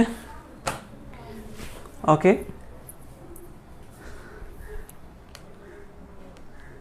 তো আচ্ছা, বুঝে গেছে আমাদের এটা, ওকে। তাহলে এখানে একটা জিনিস খেয়াল করো, তাহলে আমাদের মোট 3 জোড়া পা থাকে, তো মোট কয় জোড়া পা থাকবে? 3 জোড়া পা থাকবে। 3 জোড়া পায়ের মধ্যে কয়েকটি অংশ থাকবে, প্রত্যেকটা পায়েই, প্রতিটি পায়েই 5টি করে অংশ থাকবে। ওই অংশগুলোর নাম এই হচ্ছে এটা, এবং কোনটা দিয়ে কি হয়? ত্রিকোণাকার। এটা তো ত্রিকোণাকার কিছু না। তারপরে এখানে এটা দিয়ে কি হয়, এটা দিয়ে কি হয়, এগুলো লিখে আসে সুন্দর করে। এখন তুমি যে জিনিসটা মনে রাখবা, তে পায়ের কাজটা কি? পায়ের কাজ হচ্ছে কি? পায়ের কাজ হচ্ছে হাঁটা, আর হচ্ছে এক হচ্ছে হাঁটা, আর এক হচ্ছে কি আরোহণ করা। হাঁটা এবং কি করা? হাঁটা এবং কি পায়ের কাজ। ঘাসফড়িংয়ের পায়ের কাজ তো এটা তো আর মুখস্থ না। একটা হচ্ছে হাঁটা, আর লাফানো মানে কি আরোহণ করা। আমরা এটা আশা করি বুঝতে পেরেছি। তোমাদেরকে একটা কথা বলি, তা আমরা এই জায়গাটাতে বলি, এক হচ্ছে হাঁটা, আর এক হচ্ছে হাঁটা কাজ কি। তাহলে আমি যদি কাজের কথা বলি, সিম্পল কাজ হচ্ছে কি, ঘাসফড়িংয়ের কাজ হচ্ছে কি, পায়ের কাজ হচ্ছে কি হাঁটা, আর এক হচ্ছে আরোহণ করা। হ্যাঁ, লাফ দিয়ে উপরে যাবে, নিচে যাবে, এটাকে আমরা কি বলি? আরোহণ করি। তাহলে হাঁটা ও আরোহণ, হাঁটা ও কি আরোহণ, এটা তো মুখস্থের কিছু না, এমনিতে বোঝা যায়। হাঁটা ও কি আরোহণ, হাঁটা এবং কি আরোহণ। তাহলে আমরা একটু সামনের দিকে যাই, ওই শ্বাসরন্ধ্রটাতে যাই, এই জায়গাটাতে যাই, একটু খেয়াল করি। আমরা এটা মুছে দিচ্ছি। তাহলে আমরা আসি এখন শ্বাসরন্ধ্রে কি কি থাকে একটু দেখো। এখন শ্বাসরন্ধ্র কয়টা থাকে? আমরা তো বলছিলাম যে এই ঘাসফড়িংয়ে যদি কি হয়, অগ্রবক্ষ, মধ্যবক্ষ এবং পশ্চাৎবক্ষ। এটা অগ্রবক্ষ, এটা মধ্যবক্ষ, এটা পশ্চাৎবক্ষ। এখন দেখো, এই অগ্রবক্ষে এক জোড়া শ্বাসরন্ধ্র, মধ্যবক্ষে অগ্র আর মধ্য, অগ্র মধ্যের মাঝখানে এক জোড়া শ্বাসরন্ধ্র, মধ্য আর পশ্চাতের মাঝখানে আরও এক জোড়া শ্বাসরন্ধ্র। দেখো, অগ্র মধ্যের মাঝখানে এক জোড়া, মধ্য এবং পশ্চাতের মাঝখানে আরও এক জোড়া। তো টোটাল বক্ষের মধ্যে, শুধু বক্ষে কয় জোড়া শ্বাসরন্ধ্র থাকবে? শুধু বক্ষে থাকবে কয় জোড়া? খেয়াল করো, শুধু বক্ষে 2 জোড়া শ্বাসরন্ধ্র থাকবে। কয় জোড়া শ্বাসরন্ধ্র? শুধু বক্ষের কথা বলতেছি, মোট না কিন্তু। এদের শ্বাসরন্ধ্র কিন্তু আরও থাকবে, কিন্তু কেবলমাত্র বক্ষে থাকবে 2 জোড়া। তা দেখো, অগ্র এবং মধ্যের মাঝখানে এক জোড়া, মধ্য এবং পশ্চের মাঝখানে 2 জোড়া শ্বাসরন্ধ্র থাকে। 2 জোড়া শ্বাসরন্ধ্র থাকে। এক জোড়া কি? আমরা বলে ফেলি, এক জোড়া অগ্র এবং মধ্যবক্ষের মাঝখানে। আমরা বলতে পারি যে এক জোড়া, আমরা বলি এক জোড়া মধ্য ও পশ্চাৎবক্ষের মাঝখানে, এক জোড়া মধ্য ও পশ্চাৎবক্ষের মাঝখানে, মধ্য ও পশ্চাৎবক্ষের মাঝখানে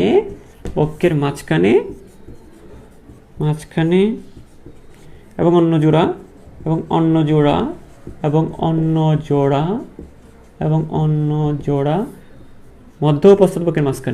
মধ্য ও পশ্চাৎবক্ষের মাঝখানে, পশ্চাৎবক্ষের মাঝখানে। ঠিক আছে, আশা করি তোমরা এতটুকু বুঝতে পেরেছো। তাহলে আমরা এই জিনিসটা 2 জোড়া থাকে, তো এক জোড়া অগ্র মধ্যের মাঝখানে, আর এক জোড়া মধ্যবক্ষ ও পশ্চাৎবক্ষের মাঝখানে, মধ্য পশ্চাৎবক্ষের মাঝখানে। তাহলে 1 2, তারপরে আর কি, এখানে আর কিছু জানতে পারবো? হ্যাঁ, এখানে আমরা জানতে পারি, এখানে আরও ওরকম কিছু নেই, তেমন কিছু নেই। আমরা এখন তোমাদেরকে একটা কথা জানিয়ে রাখলে ভালো হয়, তোমাদের সুবিধা হবে পরবর্তীতে। যে এটা খেয়াল করো, এখানে কিন্তু এই শ্বাসরন্ধ্র আর কিছু নেই, তবে যেটা আমি বলতে যাচ্ছি, এখানে আমাদের শ্বাসরন্ধ্র পড়াটা শেষ। আমি যেটা বলতে যাচ্ছি, এটা তো বক্ষ না, আমরা বক্ষের কথা পড়তেছি। তো বক্ষের মধ্যে ডানা থাকবে এবং কি থাকবে? পা থাকবে, তাই না? ডানা থাকবে এবং পা থাকবে। এই যে উপরে ডানা 2 জোড়া ডানা, নিচে পা 3 জোড়া পা থাকবে। আর অগ্র মধ্যের মাঝখানে এক জোড়া, মধ্য পশ্চাৎবক্ষের মাঝখানে আরও এক জোড়া, টোটাল 2 জোড়া শ্বাসরন্ধ্র থাকবে। তা আমি কি বললাম? আমি বলছিলাম যে ডানা বক্ষে কি কি থাকে? বক্ষে ডানা থাকবে, উপরে নিচে পা থাকবে, মাঝখানে শ্বাসরন্ধ্র থাকবে 2 জোড়া। আমি এগুলো কিন্তু বক্ষের কথা বলছি। এখন তার পিছনে কি আছে? উদর আছে না? বক্ষের পিছনে কি আছে? আমরা যদি বলি যে এটা যদি আমরা উদর দিয়ে প্রকাশ করি, ধরো এটা মনে করি যে এটা উদর, উদরে কি থাকবে একটু দেখো। উদরে বক্ষের মধ্যে যেমন 3টা খণ্ড, বক্ষের যে 3টা খণ্ড, এগুলো তো আমরা আগেই ক্লাসে পড়ছি। আমরা বক্ষের মধ্যে কি আছে? টারগাম আছে, স্টারনাম আছে, প্লিউরন আছে। এগুলো আমরা পড়ছি কোথায়? আগের ক্লাসগুলোতে আমরা পড়ছি। কিন্তু এখন পড়তেছি কোনটা? যে বক্ষে কী কী থাকে সেটা কিন্তু পড়তেছি এখন। তো বক্ষে কী কী থাকে জাস্ট সেটা। বক্ষের মধ্যে উপরে ডানা, নিচে পা, তারপর রন্ধ্র, এই শ্বাসরন্ধ্র থাকে। এখন আমরা আসি উদরের বিষয়টা যদি একটু বলি। তোমাদের একটু পড়াইছিলাম যে উদরে 11টা খণ্ড থাকে, এটা পড়াইছিলাম তোমাদের। উদরে কয়টা খণ্ড থাকবে? উদরে এরকম 11টা খণ্ড থাকবে। উদরে এরকম কয়টা খণ্ড থাকবে? 11টা খণ্ড থাকবে। 1 2 3 এভাবে উদরের 11টা খণ্ড থাকবে। মনে রাখবা এই উদরের যে 11টা খণ্ড থাকে, এই উদরের মধ্যে কি কি থাকে সেটা এখন আমরা পড়ব।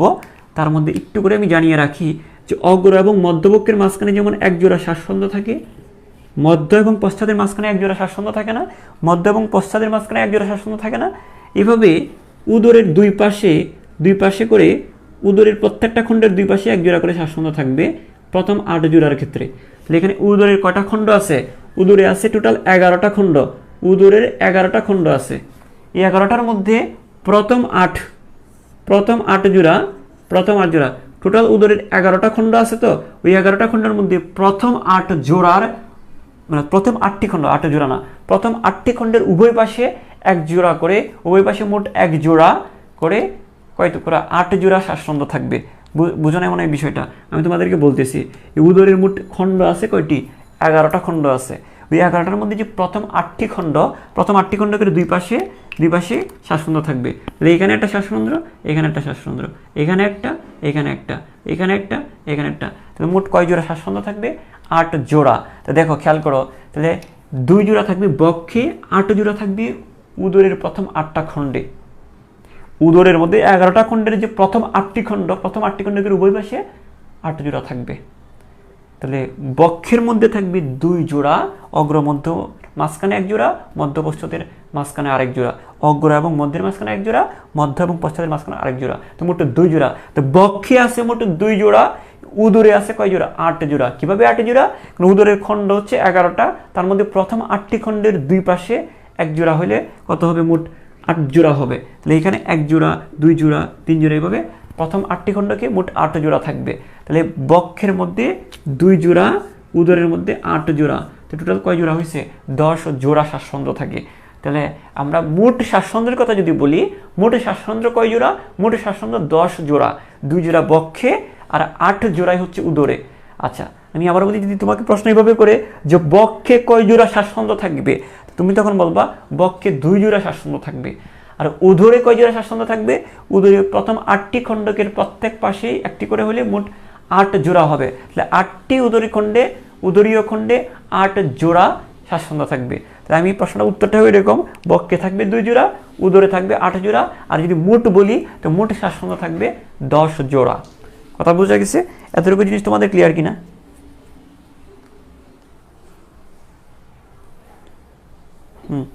তাহলে আমরা বলতে পারি, আচ্ছা আমরা এখন তাহলে বলতে পারি যে আমরা এখন এই জিনিসটা বলতে পারি যে শ্বাসন্ধ্র তাহলে উদরেও রয়েছে। শ্বাসন্ধ্র কি আছে? উদরেও আছে। তো উদরে আরও 8 জোড়া শ্বাসন্ধ্র রয়েছে। তাহলে আমরা এখন পড়ি যে উদরে যা যা থাকে। এখন আমরা কি কি পড়বো একটু দেখি। আমরা এখন পড়বো যে উদরে যা যা থাকে। একটু খেয়াল করি, আমাদের পড়াটা হচ্ছে এখন যে উদরে যা যা থাকে। উদরে যা যা থাকে একটু খেয়াল করো। তো প্রথম একটা পেয়ে গেছি আমরা, প্রথমটি একটু আগে পড়লাম যে উদরের 11টা খণ্ডক না? উদরের কয়টা খণ্ড? উদরের খণ্ড হচ্ছে 11টা। 11টা খণ্ডের মধ্যে উদরের 11টা খণ্ডের মধ্যে প্রথম 8টি খণ্ডে 8 জোড়া শ্বাসরন্ধ্র আছে। আমরা পড়লাম কি যে শ্বাসরন্ধ্র। প্রথমটা পড়ে ফেলছি কি থাকবে? শ্বাসরন্ধ্র থাকবে। হ্যাঁ, প্রথম কথা হচ্ছে যে এদের শ্বাসরন্ধ্র থাকবে, তা এদের আর কিছু থাকবে না। উদরের মধ্যে কতগুলো অন্যান্য কিছু ছিদ্র থাকবে। শ্বাসরন্ধ্র ছাড়াও আরও কিছু কি থাকবে? ছিদ্র থাকবে। এটাকে তোমাদেরকে বলবো অল্প করে একটু করে আমরা এটা বলি। টিম্পেনাম, এদের টিম্পেনিক পর্দা থাকে। আমাদের কানের ভিতরে যেমন কি আছে? আমাদের কানের ভিতরে যেমন টিম্পেনিক পর্দা আছে, ওদেরও কি থাকবে? টিম্পেনিক পর্দা। ওদেরও কি থাকবে? টিম্পেনিক পর্দা। টিম্পেনিক পর্দা যেটাকে আমরা বলতে পারি টিম্পেনাম। এটার আরেকটা নাম কি? টিম্পেনিক পর্দা বা কি? টিম্পেনাম। টিম্পেনিক পর্দাকে কি বলবো আমরা? টিম্পেনাম বলবো। তারপর আর কি থাকতে পারে? আর থাকতে পারে ওই যে উদর মানে তো পেট। নিচের দিকে কি থাকে? আমাদের উদরের নিচের দিকে, আমাদের উদরের নিচের দিকে কি থাকে? আমাদের যেমন পায়ু ছিদ্র থাকে, জনন ছিদ্র থাকে, জননাঙ্গ থাকে, ওদেরগুলোরও এই উদরের মধ্যে এই জিনিসগুলো থাকবে। আহামরি কিছু না। আমরা এক কথায় বলতে পারি যে পায়ু, ওদের কি থাকবে? পায়ু ও আমাদের বহির জননাঙ্গ থাকবে। আমাদের কিছু জননাঙ্গ আছে দেহের ভিতরে, কিছু আছে বাইরে। তো বাইরের জননাঙ্গগুলোকে বলা হয় বহির জননাঙ্গ। তো ওদের ক্ষেত্রেও কি থাকবে? পায়ু থাকবে উদরের দিকে, উদরের নিচের দিকে পায়ু থাকবে, পিছনের দিকে পায়ু ও বহির্জননাঙ্গ থাকবে। বহির্জননাঙ্গ, বহির্জননাঙ্গ, এই 3 রকমের জিনিস থাকবে কোথায়? এই উদরে। তো এই পর্যন্ত তোমাদের ক্লিয়ার কিনা? এই পর্যন্ত তোমাদের ক্লিয়ার কিনা সেটা একটু বলো, বা কোনো কনফিউশন থাকলে সেটাও বলতে পারো। ওকে, এই পর্যন্ত আশা করি তোমাদের ক্লিয়ার।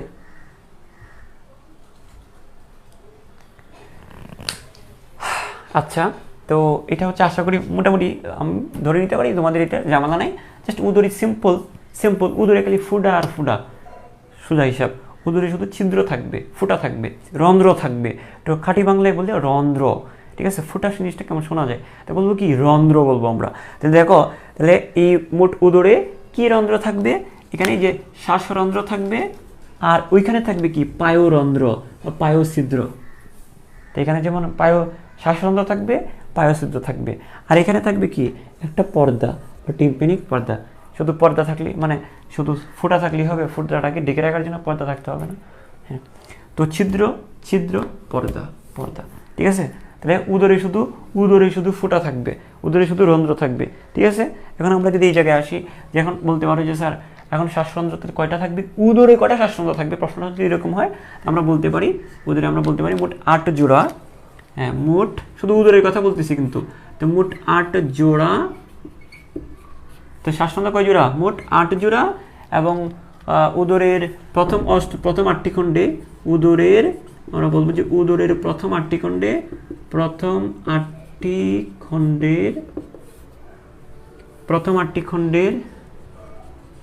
খণ্ডের প্রতিপাশে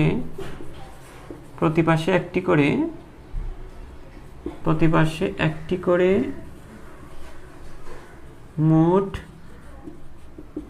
মোট 8 জোড়া, মোট 8 জোড়া শ্বাসরন্ধ্র থাকে।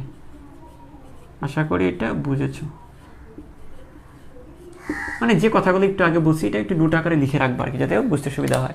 আমরা তো এটা আগে থেকেই জানি মোট 8 জোড়া শ্বাসরন্ধ্র থাকবে, এবং উদরের প্রথম 8টি খণ্ড, প্রথম 8টি, উদরে তো 11টা খণ্ড আছে, তো প্রথম 8টা খণ্ডের উভয় পাশে একটি করে মোট 8 জোড়া শ্বাসরন্ধ্র থাকবে। কয় জোড়া? 8 জোড়া শ্বাসরন্ধ্র থাকবে। এটা তো আমরা এখান থেকেই মানে আগের পড়াটা থেকে আমরা বলতে পারি। এখন আমরা যদি বলি যে যে টিম্প্যানিয়াম জিনিসটা কি, যে স্যার টিম্প্যানিয়ামটা তো একটু বুঝায় বলেন তো, টিম্প্যানিয়াম জিনিসটা কি? এখন দেখো ওদের, আমাদের যেমন কান আছে, ওদের কি আছে? ধরো এটা হচ্ছে বক্ষ, খেয়াল করো, এটা হচ্ছে বক্ষ ধরো, হ্যাঁ এটা বক্ষ, এটা ধরো মস্তক, তারপর এটাকে তোমরা কি ধরো? এটাকে তুমি উদর ধরো। কথা হচ্ছে, হ্যাঁ এখন কথা হচ্ছে এখানে তো 11টা খণ্ড আছে বুঝছি। এখন টিম্প্যানিয়াম বা টিম্প্যানিক জিনিসটা কি? এদের আমাদের যেমন শোনার জন্য যেমন কান আছে, ওদের শোনার জন্য আছে শ্রবণ অঙ্গ, ওদের শ্রবণ অঙ্গ বা শ্রবণ থলি আছে। ধরো এরকম একটা থলি থাকবে, এরকম থলি থাকবে, তো এরকম কি থাকবে? এরকম থলি থাকবে যেগুলো দিয়ে এরা শুনতে পারে, শ্রবণ থলি বলা হয়। ওইগুলোকে কি বলা হয়? শ্রবণ থলি বা শ্রবণ অঙ্গ। আমাদের শ্রবণ অঙ্গ যেমন কান, ওদের শ্রবণ অঙ্গ হচ্ছে শ্রবণ থলি। এরকম কিছু থলি থাকে যার মাধ্যমে তারা শুনতে পারে, এগুলো শ্রবণ অঙ্গ বা শ্রবণ থলি। এখন দেখো এগুলো কি শ্রবণ থলিগুলো, থলি যেহেতু, থলি কি আর খালি রাখা যায়? থলিগুলাকে ঢেকে রাখতে হয় না? তো এখানে কি থাকবে? এখানে কি একটা পর্দা থাকবে, এখানে কি থাকবে? পর্দা থাকবে। তো শ্রবণ থলিকে ঢেকে রাখে যে পর্দা, শ্রবণ থলি, এটা যদি হয় শ্রবণ থলি, এগুলো যদি হয় কি থলি? শ্রবণ থলি। এই শ্রবণ থলিটাকে ঢেকে রাখে, এই যে নীল কালি দিয়ে আমি যেটা দেখাচ্ছি, শ্রবণ থলিকে ঢেকে রাখে যেটা, সেটা হচ্ছে টিম্প্যানিক পর্দা বা টিম্প্যানাম। এটা কি? টিম্প্যানিক পর্দা বা কি? টিম্প্যানাম। টিম্প্যানিক পর্দা বা কি? টিম্প্যানাম। এতটুকু তোমরা বুঝছো কিনা আমাকে বলো, যে টিম্প্যানিক পর্দা বা টিম্প্যানাম। এখন কথা হচ্ছে আমি এই পাশে লিখছি না, এখানে একটা মনে রাখার বিষয় আছে একটা। দেখো এখানে একটা আমি বোঝানোর জন্য এখানে লিখে ফেলছি, যদিও মনে রাখবা ওই 11টা খণ্ডক আছে না গাছপুরিংয়ের? কয়টা? উদরে কয়টি খণ্ড বলো? উদরে তো এরকম 11টি খণ্ড আছে। উদরের যে প্রথম খণ্ডটা খেয়াল করো, উদরের প্রথম খণ্ডে, উদর এটা আছে, যদি এটা দিয়ে এটা 1 নাম্বার, এটা 2 নাম্বার, এটা 3 নাম্বার, এভাবে তো 11টা হবে। তো এই উদরের প্রথম খণ্ডকে শ্রবণতলীগুলো থাকে, এটা মনে রাখবা। উদরের কোন খণ্ডে? উদরের প্রথম খণ্ডে এরকম শ্রবণতলী থাকবে। উদরের কোন খণ্ডে বলো? উদরের জাস্ট প্রথম খণ্ডে। তো প্রথম খণ্ডে শ্রবণতলীগুলো থাকে, এবং এরা এই শ্রবণতলীগুলোকে ডেকে রাখে হচ্ছে কি? ডেকে রাখছে কি, ডেকে রাখছে টিম্প্যানিক পর্দা বা টিম্প্যানাম। এই জায়গাটা, এই জিনিসটা ক্লিয়ার হয়েছে কিনা তোমরা আমাকে একটু কনফার্ম করো, তাড়াতাড়ি করে একটু কনফার্ম করো। তাহলে আমি নেক্সট টপিকে যাব, যে প্রথম খণ্ডকের প্রতিপাশে উদরে, আমরা তো উদরই পড়তেছি, উদর পড়তেছি যার মধ্যে 11টা খণ্ড আছে। তো এখানে এই কথাটা কি বলছে, বলছে যে প্রথম খণ্ডকের প্রতিপাশে, প্রথম খণ্ডকের কি, প্রথম খণ্ডকের প্রতিপাশে কি থাকবে, প্রথম খণ্ডকের প্রতিপাশে,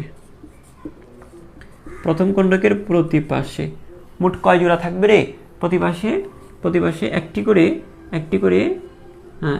করে মোট দুইটি, একটি করে প্রতিপাশে যদি একটি হয়, প্রথম খণ্ডকের প্রতিপাশে একটি করে মোট দুইটি স্রবণথলি বা শ্রবণাঙ্গ থাকে। এটা বুঝছো কিনা বলো তো? শ্রবণাঙ্গ থাকে। তো ওই শ্রবণাঙ্গকে ডেকে রাখার জন্য 2 নম্বর আমরা বলতে পারি যে শ্রবণ অঙ্গকে ডেকে রাখে শ্রবণাঙ্গ বা শ্রবণথলিকে ঢেকে রাখে টিম্প্যানিক পর্দা।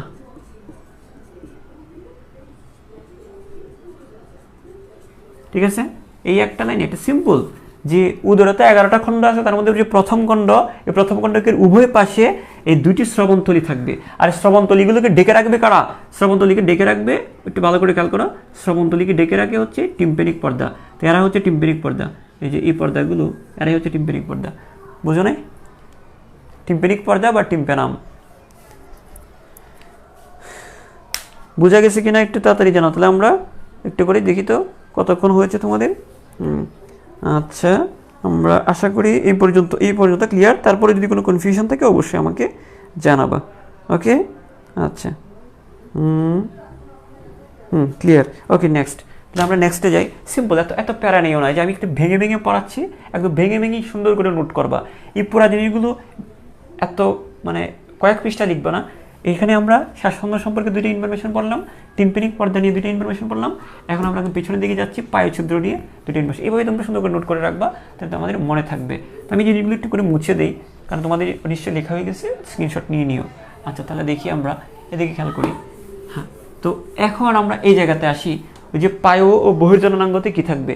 সিম্পল, পায়ু ও বহির্জননাঙ্গতে কি থাকবে, পায়ু ও বহির্জননাঙ্গতে পায়ুছিদ্র থাকবে। বহির্জননাঙ্গতে কি থাকবে, ওই এদের ক্ষেত্রে পুরুষ ঘাসপুরিকের কিছু জননাঙ্গ থাকবে, স্ত্রী ঘাসপুরিকের কিছু জননাঙ্গ থাকবে, যেগুলো মানুষের যেরকম ওই রকমই। তো এখন দেখো, ওদেরও তো পুরুষ স্ত্রী আছে। এখন যে জিনিসটা মনে রাখার বিষয় সেটা হচ্ছে, আমরা এখন কিন্তু উদরকে নিয়ে পড়তেছি। কাকে নিয়ে? তো এটা যদি মস্তক হয় এবং এটা যদি হয় বক্ষ, তাহলে এটা কি উদর না?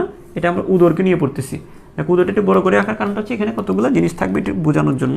মনে করো 1, 2, আচ্ছা আমি একটু বড় করে আঁকি। ধরো এটা হচ্ছে মস্তক, হ্যাঁ, ধরো এটা হচ্ছে মস্তক, এটা হচ্ছে ধরো বক্ষ। তাহলে এখানে যেটা থাকবে এগুলো তো উদর। একটু বড় করে আঁকতেছি কারণ তোমাদের যেন খণ্ডটা যেন বুঝতে পারো। এটা উদর, তাই না? এটা মস্তক, এটা বক্ষ, এটা হচ্ছে উদর। এখন দেখো, এই উদরের মধ্যে 11টা খণ্ড আছে। এই 1টা, 2টা, 3টা, 4টা, 5টা, 6টা, 7টা, 8টা, 9টা, 10টা, কয়টা? 11টা। একটু বেশি হয়েছে মনে হয়, অসুবিধা নেই, এদিক দিয়ে আমি মুছে দিই। হ্যাঁ, এটা ধরো, এটা হচ্ছে প্রথম খণ্ড, 1 নম্বর খণ্ড। ঠিক আছে, এটা তো উদর, আমরা উদর পড়তেছি, মনে রাখবো উদরকে পড়তেছি আমরা, যে উদরের 11টা খণ্ড। ঠিক আছে, এখান থেকেও আমি যেটা পড়াচ্ছি এখান থেকেও এমসিকিউ আসে, মেডিকেল ভর্তি পরীক্ষায় বলো এবং ভার্সিটি ভর্তি পরীক্ষা বলো, এখান থেকে প্রশ্ন আসে এবং এগুলো খুব কনফিউজিং হয়। এবং এখান থেকে তুমি পারলে এবং মনে রাখাটা খুব টাফ হয়, কারণ বই এক এক জায়গায় এক এক রকম করে দেয়া এবং জিনিসগুলো তোমাকে পুরা শেষ করে দিবে। জাস্ট আমি সুন্দর করে গুছিয়ে দিচ্ছি, এবং এই জিনিসগুলো পারলে তুমি 60-70 না, তুমি 1000 2000 স্টুডেন্ট থেকে তুমি আগায় যাবা। জাস্ট এই জায়গাগুলো এটা খেয়াল করো এখন, কারণ এগুলো কনফিউজিং। জাস্ট গুছানোটা আমি গুছিয়ে দিচ্ছি। 1, 2, 3, 4, 5, 6, 7, 8, 9, 10, এই 11টা খণ্ড। কয়টা খণ্ড?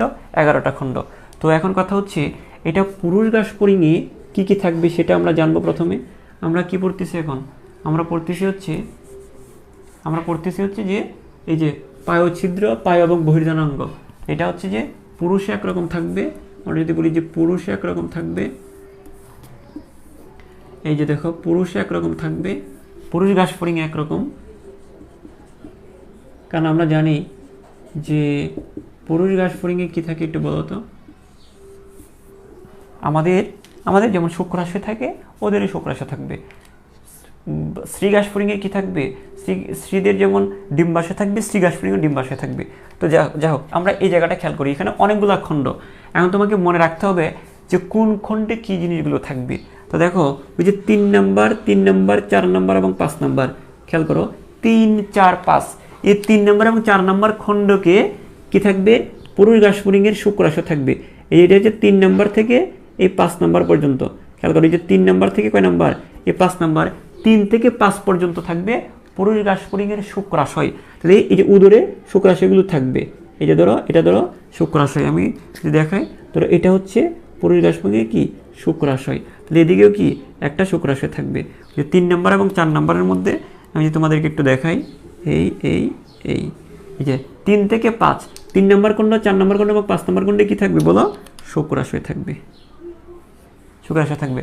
এখন শুক্রাশয়গুলো যে থাকবে একটু উপরের দিকে থাকবে, মনে রাখবা কি থাকবে, একটু উপরের দিকে থাকবে। মনে করো এটা হচ্ছে, ধরো এটা হচ্ছে ঘাসফড়িংয়ের পিঠ, আমি যদি এটা উপর দিকে চিন্তা করি, এটা হচ্ছে পিঠ, উপর দিকে চিন্তা করলে এটা কি পিঠ, নিচের দিকে হচ্ছে কি, নিচের দিকে হচ্ছে মানে অঙ্কীয় দেশ, পৃষ্ঠীয় দেশ, অঙ্কীয় দেশ। তাহলে ঘাসফড়িংয়ের ওই যে ইয়াগুলো, মানে মনে করো আমি তোমাদেরকে যদি এইভাবে দেখাই জিনিসটা, তো আর এই যে দেখো খেয়াল করো, আচ্ছা দেখো মনে করো এটা হচ্ছে এরকম, ধরো ঘাসফড়িংটাকে আমি যদি বলি যে ঘাসফড়িংটাকে এইভাবে রাখছি আমি, এরকম যদি করি, তাহলে এটা হচ্ছে ঘাসফড়িংয়ের পিঠ, এটা হচ্ছে বুক, এরকম জাস্ট এরকম করে আছে, এখন এরকম করে আছে। তাহলে আমি যদি এরকম সোজা করে দিই, তাহলে কি আছে, এটা ঘাসফড়িংয়ের পিঠ আর এটা ঘাসফড়িংয়ের বুক, যে আমাদের যেমন পিঠ থাকে আর বুক থাকে এরকম। তো ঘাসফড়িংয়ের পিঠটা কোন দিকে দেখো তো, আমি যদি সোজা করি তাহলে এটা হচ্ছে পিঠ, আর যদি এরকম করি তাহলে এই সামনেরটা পিঠ, তাহলে উপরের দিকে পিঠ আছে। দেখো ভালো করে খেয়াল করো, ধরো এটা ঘাসফড়িংয়ের পিঠটা আর এটা ঘাসফড়িংয়ের বুক। এখন আমি চিত্রটা যদি এভাবে চিন্তা করছি, এভাবে, তাহলে দেখো এইভাবে যদি চিন্তা করি, তাহলে এই পাশে হচ্ছে পিঠ, আর যেটা দেখতেছি আমরা সেটা কি বুক। তাহলে দেখো এটা হচ্ছে পিঠ। এখন কথা হচ্ছে পৃষ্ঠীয় দেশ, এই যে দুটো শুক্রাশয় কি করবে, পিঠের সাথে লাগানো থাকবে। কার সাথে, পিঠে পৃষ্ঠীয় দিকে লাগানো থাকবে। এই যে শুক্রাশয়টা কার সাথে লাগানো থাকবে, পিঠের দিকে লাগানো থাকবে। আমরা বলতে পারি যে এরা কার সাথে লাগানো থাকবে, একটু দাঁড়াও, হ্যাঁ। তো এটা যেটা বলতেছিলাম যে এটা কার সাথে লাগানো থাকবে, পৃষ্ঠীয় দেশে, পিঠের দিকে আটকানো থাকবে। যে পৃষ্ঠীয় দেশে আমি যদি একটু কালার করে দিই বুঝতে সুবিধা হবে, পিঠের দিকে মানে উপরের দিকে ঝুলে থাকবে। মনে করো আমার হাতটা হচ্ছে তার পিঠ, আমার হাতটা ধরো পিঠ, আমার হাতটা কি তার পিঠ। এখন সে এই যে দেখো ওই পিঠের দিকে আঁকা সম্ভব না, ওই যে পিঠের দিকে আটকানো থাকবে, দুইটা শুক্রাশয় পিঠের দিকে আটকানো থাকবে এক ধরনের লিগামেন্ট দিয়ে। এগুলো হচ্ছে লিগামেন্ট। তো এগুলো হচ্ছে কি লিগামেন্ট। এই লিগামেন্টটার নাম হচ্ছে কি লিগামেন্ট, এই লিগামেন্টটার নাম হচ্ছে মিডিয়ান লিগামেন্ট। এই এটার নাম কি, মিডিয়ান লিগামেন্ট। তাহলে পৃষ্ঠীয় প্রাচীরের সাথে যে আটকানো থাকবে পিঠের সাথে, এই যে শুক্রাশয় আর এই যে শুক্রাশয়। তাহলে পুরুষ ঘাসফড়িংয়ে তো শুক্রাশয় থাকবে। তো এইদিকে একটা শুক্রাশয় আমি যদি বলি, এই যে খেয়াল করো, এই যে দেখো এটার শুক্রাশয়, এই একটা শুক্রাশয়, এই পাশে একটা শুক্রাশয়। তো দুইটা শুক্রাশয় থাকবে। কি বলছিলাম যে 3 নাম্বার, 4 নাম্বার এবং 5 নাম্বার উদরীয় খণ্ডকে, যে 3 থেকে 5 নাম্বার, 3, 4, 5 নাম্বার খণ্ডকে দুইটি শুক্রাশয় থাকবে। এখন শুক্রাশয়গুলো কোন দিকে থাকবে, শুক্রাশয়গুলো কার সাথে ঝুলে থাকবে, ওই পৃষ্ঠীয় দেশে মিডিয়ান লিগামেন্ট দিয়ে আটকানো থাকবে। জিনিসটা উপর থেকে ঝুলে থাকবে, এই পিঠের সাথে ঝুলে থাকবে। জিনিসটা ক্লিয়ার কিনা বলো। তো আমরা এই লাইনটাই আমরা এইভাবে বলতে পারি, যে 3 নাম্বার, 4 নাম্বার এবং 5 নাম্বার খণ্ডক, এগুলো উদরীয় খণ্ডক। যে 3, 4, 5 নাম্বার উদরীয় খণ্ডকে, 5 নাম্বার 3, 4, 5 উদরীয় খণ্ডে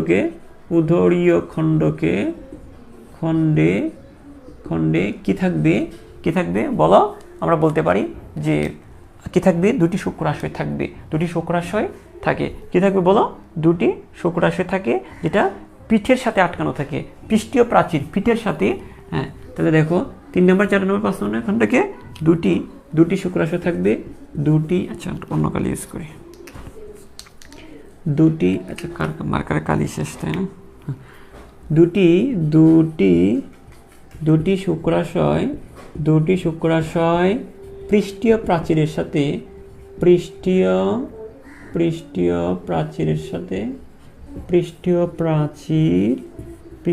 প্রাচীরের সাথে মিডিয়ান লিগামেন্ট দিয়ে আটকানো থাকে। মিডিয়ান লিগামেন্ট দিয়ে পৃষ্ঠীয় প্রাচীরের সাথে আচ্ছা আমি এই জিনিসটা এখান থেকে লিখি, জায়গা হবে না। 3, 4, 5 খণ্ডে দুটি শুক্রাশয় পৃষ্ঠীয় প্রাচীরের সাথে মানে পিঠের সাথে পৃষ্ঠীয় প্রাচীরের সাথে কি থাকবে বলো? মিডিয়ান লিগামেন্ট দিয়ে আটকানো থাকবে। ওই যে এটা একটা শুক্রাশয়, এটা একটা শুক্রাশয়, আর এই লিগামেন্টটাকে বলা হয় মিডিয়ান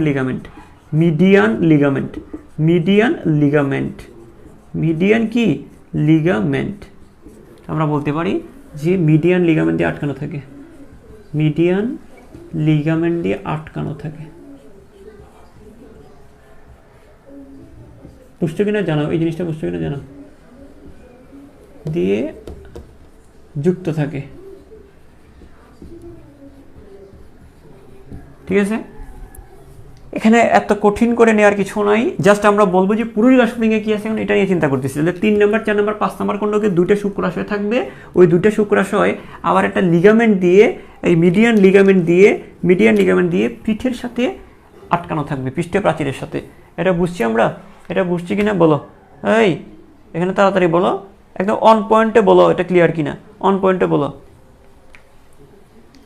হ্যাঁ, তাই পিঠের সাথে আটকানো থাকবে। এখন আমরা এদিকে আসি, তারপর দেখো উল্টাপাল্টা কমেন্ট করতে আমি আগের ক্লাসে না করছি, এই ক্লাসে তোমরা জাস্ট বুঝছো কি বুঝো না, জাস্ট এতটুকু বলবা।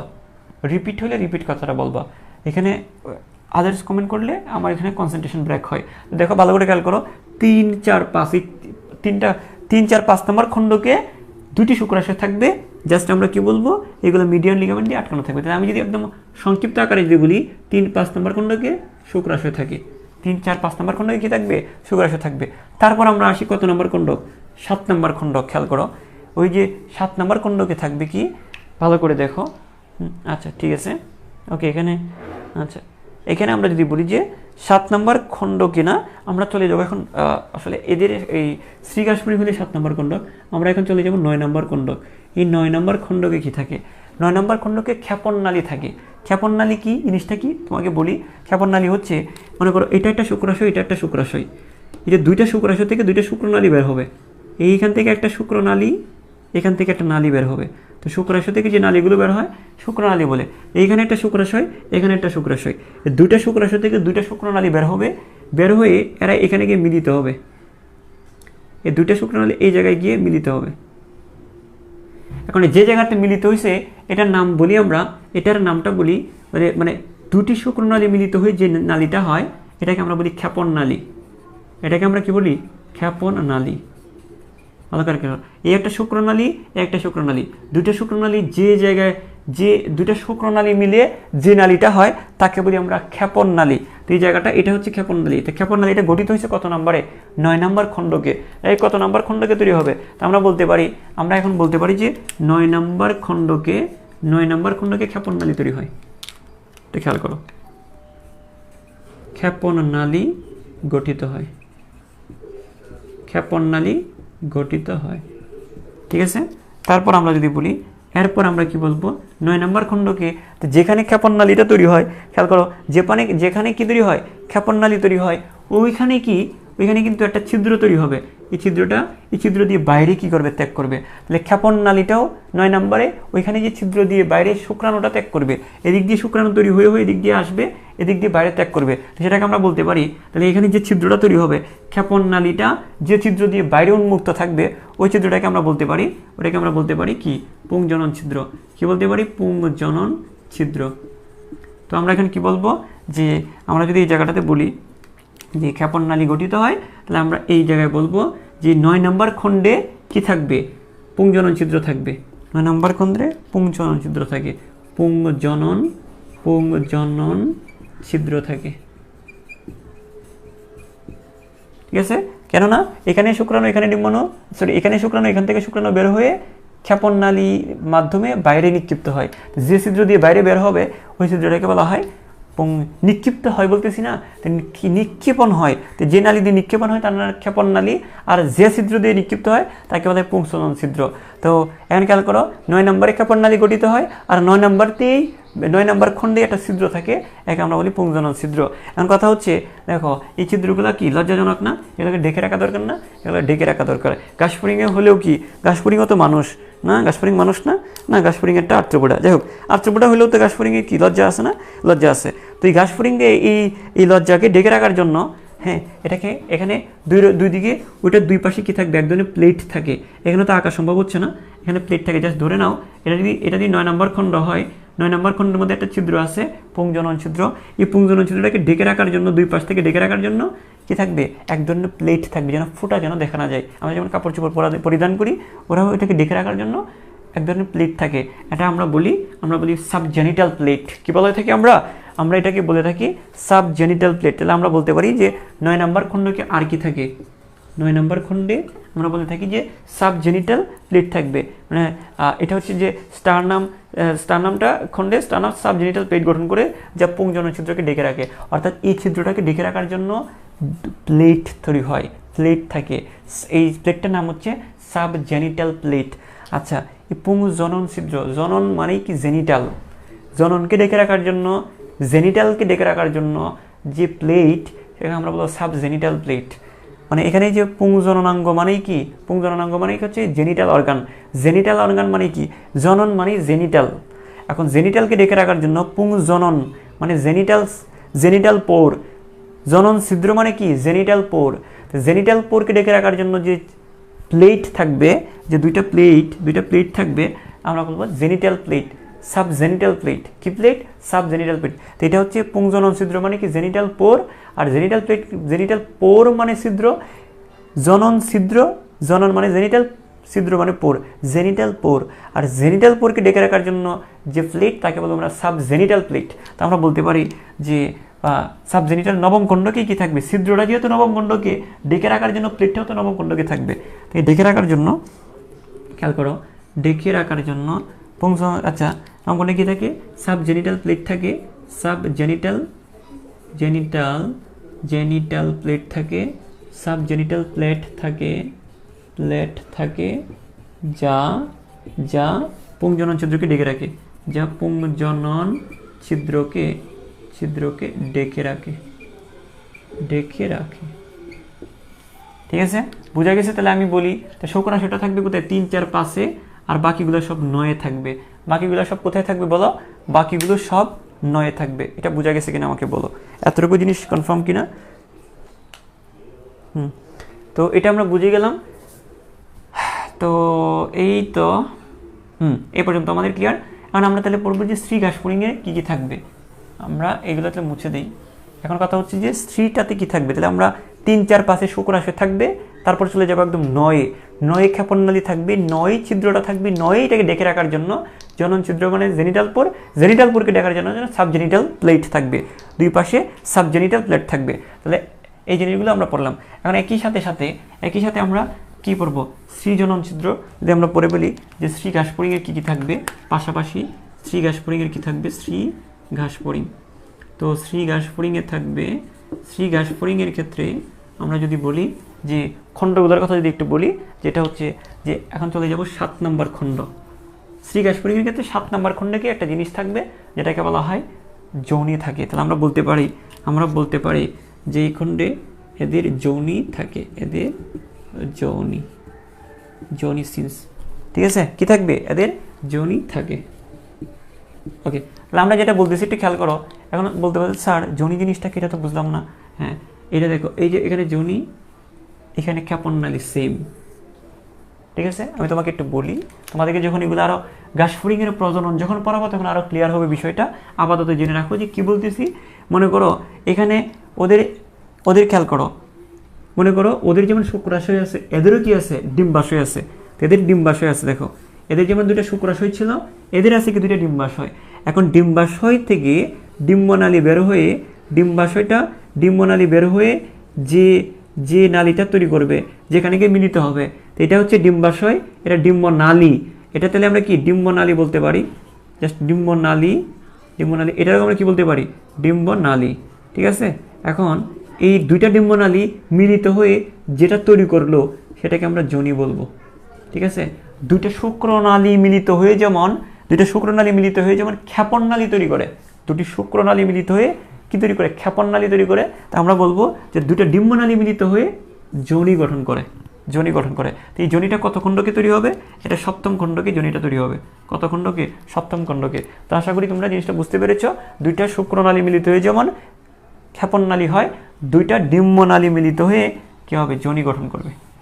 তাই যোনি গঠন করবে। এখন বলতে পারে যে স্যার এখানে শুক্রাশয়টা 3, 4, 5-এ থাকে বলছেন, কিন্তু এদের ডিম্বাশয়টা কত রকম কোন খণ্ডে থাকে এটা তোমাদের বইয়ে ওইরকম দেওয়া নাই। আর তুমি যদি গুগল থেকে জানতে চাও তা তুমি দেখবা যে এক এক জায়গায় এক এক ইনফরমেশন। তো তোমার একদম সিলেবাসটা ফলো করতে হবে তোমাকে। তো আমি আবারও বলছি, ভালো করে খেয়াল করো, এখানে শুক্রাশয়টা 3, 4, 5-এ থাকবে, এখানে ডিম্বাশয় কোন খণ্ডকে থাকবে ওইটা তোমাদের বইয়ে ওইরকম কথা উল্লেখ করা নেই। তবে এটা বলা আছে ডিম্বাশয় থেকে যে দুইটা নালীতে বের হয়, এই যে ডিম্বাশয় থেকে দুইটা নালী বের হয়, ওই নালীগুলো গিয়ে কোথায় মিলিত হয়? নালীগুলো যেখানে মিলিত হয় ওই মিলিত নালীটাকে বলা হয় যোনি। আর এই যোনিটা কোথায় আছে সেটা বলা আছে, এই যোনিটা আছে এদের সপ্তম খণ্ডকে। ঠিক আছে, সপ্তম খণ্ডকে যোনি গঠিত হয়। কত খণ্ডকে? সপ্তম খণ্ডকে এদের কি থাকবে? এদের যোনি থাকে। এটা অবশ্যই স্মৃতিতে থাকবে। তারপর আমরা যদি বলি যে আর কি কি পড়বো এখন, 7-এর পরেই হচ্ছে কি, 7-এর পরে সংখ্যাটা কি? 8 এবং 9। তোমাদের বইয়ে জিনিসগুলো কিন্তু এভাবে গুছানো নাই, কিন্তু তোমার খবর হয়ে যাবে তোমাকে যদি ওই রকমভাবে যদি পড়তে যাও। সুতরাং এভাবে তুমি গুছায় সুন্দর করে বারবার করে পড়বা। পাশাপাশি লিখে রাখতেছি স্মৃতি এবং পুরুষে কী আছে। এখন আমি তোমাকে যদি বলি যে 8 এবং 9, তাই 7-এর পরের সংখ্যাটা কি? অষ্টম এবং নবম। 7-এর পরের সংখ্যাটা কি বলো? অষ্টম এবং নবম। তাহলে আমরা বলতে পারি অষ্টম এবং নবম খণ্ডকে কি থাকে? আমরা বলতে পারি আমরা অষ্টম এবং নবম খণ্ডকে কি থাকে? ওই দেখো যোনিটা কি দিয়ে, এখানে যেমন ক্ষেপণনালীটা যেমন, আচ্ছা আমি এই লাইনটা এই বরাবর লিখি, তাহলে হয়তো তোমাদের বুঝতে সুবিধা হবে। এই জায়গাটা তো ফাঁকা, ধরো আমি পাশাপাশি উদাহরণ দিয়ে, কালি শেষ হয়ে গেছে না? আচ্ছা ঠিক আছে, আমরা বলি যে এই জায়গাতে ওদের, এই যে দেখো এদের 1 নম্বর পয়েন্ট, আমরা এইভাবে পয়েন্ট করে দিই 1 নম্বর, 2 নম্বর, 3 নম্বর, 4 নম্বর, তাই না? এখন দেখো ওদেরও দেখো এদের 1 নম্বর পয়েন্টটা ফাঁকা, এখানে কি ডিম্বাশয়টা কোথায় থাকে বলা নাই। ঠিক আছে, আচ্ছা এটা পয়েন্ট দিলে আবার সমস্যা হবে, এখানে যদি নাম্বার দেওয়া আছে, যে ঘরটা ফাঁকা আমি এই বরাবর দেখি।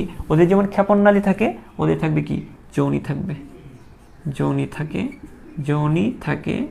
যোনিটা কত নম্বরে থাকবে খেয়াল করো? যোনিটা থাকবে কত নম্বরে? একটু খেয়াল করো, কি বলছি, কত নম্বরে থাকবে? ওই 7 নম্বর খণ্ডকে থাকবে। আচ্ছা তারপর দেখো এই ক্ষেপণনালী যে ছিদ্র দিয়ে বের হয় তাকে পুংজনন ছিদ্র বলা হয়, আর যোনিটা যে নালী দিয়ে বের হবে তাকে বলবো আমরা শ্রীজনন ছিদ্র। কি ছিদ্র? শ্রীজনন ছিদ্র। শ্রীজনন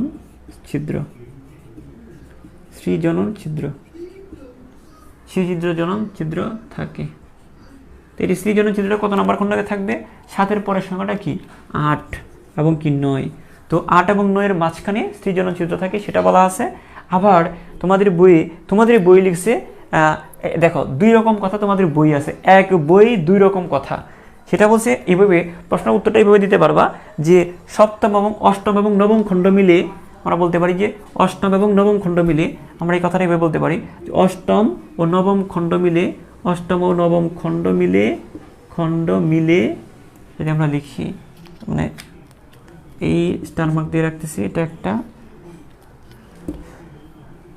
একটা পয়েন্ট, এটা একটা পয়েন্ট। ঠিক আছে, তো অষ্টম এবং নবম খণ্ড মিলে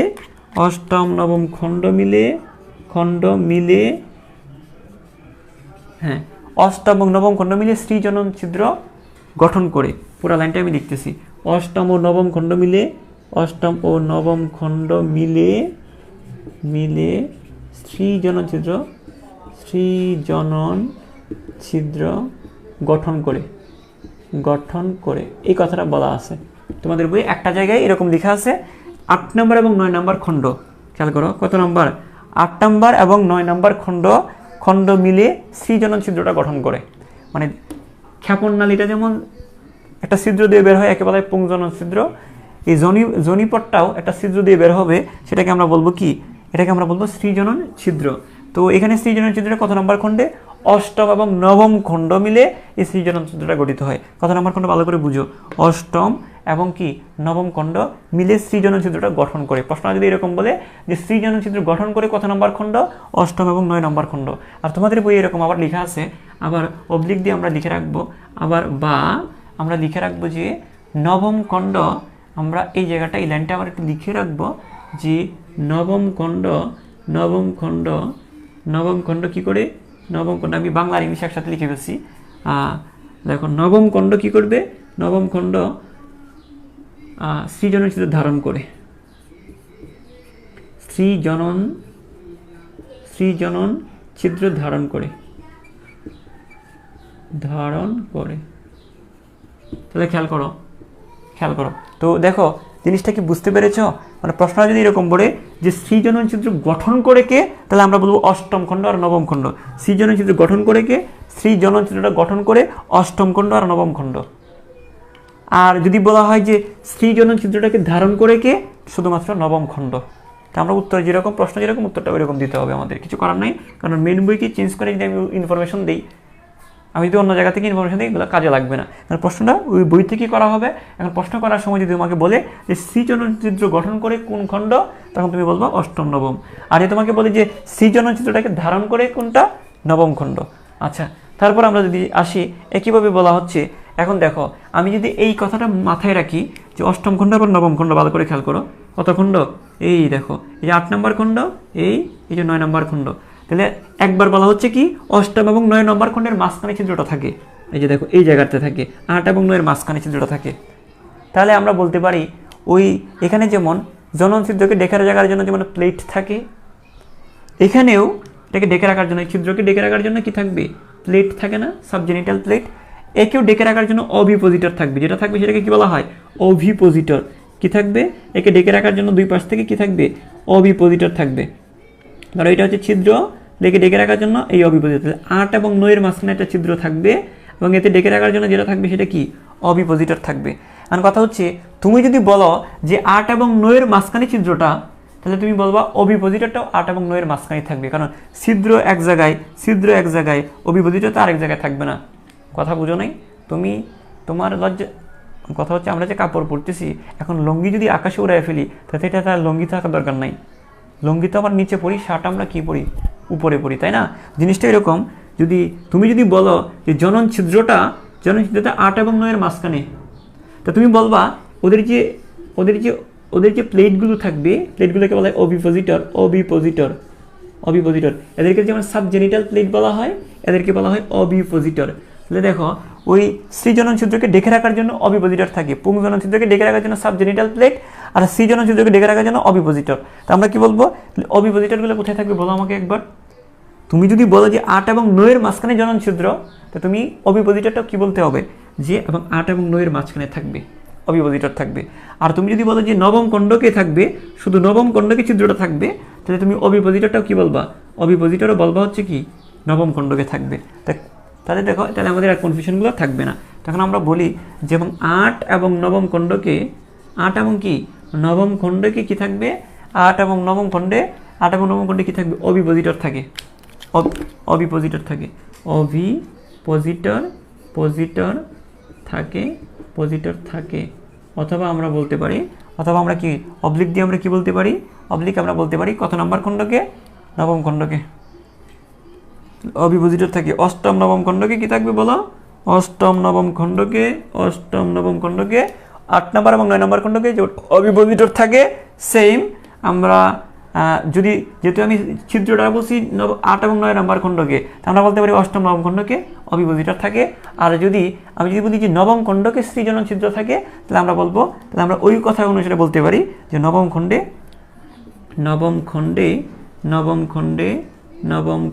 কি থাকবে বলো না, অভিপোজিটর থাকে, অভিপোজিটর। আশা করি বুঝতে পেরেছ। তাহলে আমার গেল 7 গেল, 8 গেল, 9 গেল, 8 9 7 8 9 8 9। তারপরে আমরা এই পর্যন্ত আমাদের শেষ, এই পর্যন্ত মোটামুটি শেষ। এখন তোমাদের এই জিনিসটা ক্লিয়ার কিনা, আমাদের আরেকটু পড়া আছে, তারপর আমরা এটা শেষ করব। তো এই পর্যন্ত আমরা কি ছিল, এদিকে কিছু নাই, এটা ডট। তাহলে আমরা যদি পাশাপাশি করে এগুলো মনে রাখি, তাহলে আশা করি যে আমাদের জিনিসগুলো সহজ হবে।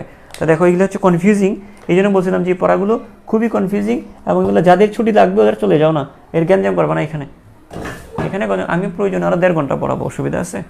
তো ওই জিনিসটা হচ্ছে যে এই জিনিসটা বুঝছো কিনা আমাকে বলো। আমি একটা পড়া যখন ধরছি, আমি উদরটা যখন ধরছি উদরটা শেষ করে তারপরেই তো আমি করবো, মাঝখান থেকে তো শেষ করা যাবে না, পড়া তো তোমার গতিতে চলবে না, খেয়াল করো। এখন দেখো আমি যেটা বলতেছি একটু দেখো, তোমার পড়াটা দেখতে কষ্ট হচ্ছে, একটু চিন্তা করো।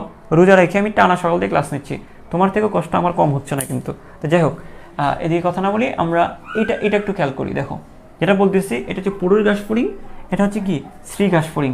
তো পুরুষ ঘাসফড়িংয়ে কী কী চিত্রগুলো থাকবে একটু ভালো করে খেয়াল করি আমরা। এখানে একটা বিশেষ অঙ্গ থাকবে, যে জায়গাটার ভিতর শুক্রাণু তৈরি হয় এটাকে বলে শুক্রাশয়, আর যে জায়গাতে ডিম্বাণুটা তৈরি হয় তাকে বলা হয় ডিম্বাশয়। তো যাই হোক, পুরুষ ঘাসফড়িংয়ের যে জায়গাতে শুক্রাণু তৈরি হবে সেই শুক্রাশয় বলবো। দেখো 3 নম্বর, 4 নম্বর এবং 5 নম্বর, ওই 3 নম্বর 5 নম্বর এই 3, 4, 5 এই 3টা খণ্ডের মধ্যে থাকবে কি শুক্রাশয়, ঠিক আছে? তো দুইটা শুক্রাশয় থাকবে, দুইটা শুক্রাশয় আবার কি থাকবে, দুইটা শুক্রাশয় আবার কি দিয়ে আটকানো থাকবে, মিডিয়ান লিগামেন্ট দিয়ে।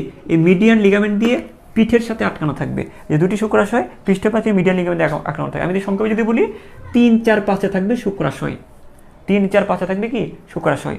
ওই দুইটা শুক্রাশয় থেকে দুইটা নালী বের হয়ে যে ক্ষেপণ নালীটা গঠন করে, দুইটা নালী মিলে গিয়ে যেটা তৈরি হয়, দুইটা শুক্রনালী মিলে গিয়ে যে নালীটা তৈরি হয় সেটা হচ্ছে ক্ষেপণ নালী। তাই 9 নম্বরে গিয়ে ক্ষেপণ নালী গঠিত হয়। তাহলে 9 নম্বরেই ছিদ্র থাকবে, আর 9 নম্বরেই এটাকে ঢেকে রাখার জন্য সাবজেনিটাল প্লেট থাকবে। তো আমি আবারও বলছি, ভালো করে খেয়াল করো, 9, 9, 9 পুরুষ ঘাসফড়িংয়ের শিপ কি 9, 9, 9। তাহলে ভালো করে খেয়াল করো, একটু দেখো, একটু খেয়াল করো, এখানেও কিন্তু 9, 9, কিন্তু ওখানে কথা আছে, একটু গাফলা আছে, একটু ঝামেলা আছে। তাই এই জায়গাটা আমরা আগে খেয়াল করি যে 3, 4, 5-এ থাকবে শুক্রাশয়। তাহলে ওই ওইখান থেকে গিয়ে দুটো শুক্রনালী গিয়ে মিলে গিয়ে এটা ক্ষেপণ নালী গঠন করবে। তাই 9 নম্বরে ক্ষেপণ নালী, 9 নম্বরেই ছিদ্রটা থাকবে, 9 নম্বরেই ঢেকে রাখার জন্য সাবজেনিটাল প্লেট থাকবে। তো ভালো করে খেয়াল করো, 3, 4, 5, 3, 4, 5-এ থাকবে কি, 3, 4, 5-এ থাকবে কি বলো, আমি আবার বলছি 3, 4, 5-এ থাকবে শুক্রাশয়, সিম্পল। 3, 4, 5-এ থাকবে কি শুক্রাশয়। তাহলে এখন কথা হচ্ছে এদের থেকে গিয়ে যে ক্ষেপণ নালীটা গঠিত হবে, ওই ক্ষেপণ নালীটা হবে 9-এ। এখান থেকে একটা ছিদ্র বের হবে 9-এ, পুংজনন ছিদ্র 9-এ, এবং এটাকে ঢেকে রাখার জন্য কি একটা সাবজেনিটাল প্লেট থাকবে, দুইটা সাবজেনিটাল প্লেট থাকবে, সেটাও কি 9-এ থাকবে। তো আশা করি এই জিনিসটা ক্লিয়ার। এখন আমরা এই জায়গায় আসি, ঘাসফড়িংয়ের ক্ষেত্রে এদের যেমন শুক্রাশয় থাকে, এদের ডিম্বাশয় থাকবে। তো ডিম্বাশয়টা কোন জায়গায় থাকবে ওইটা এক্স্যাক্টলি ওইভাবে বলে নাই।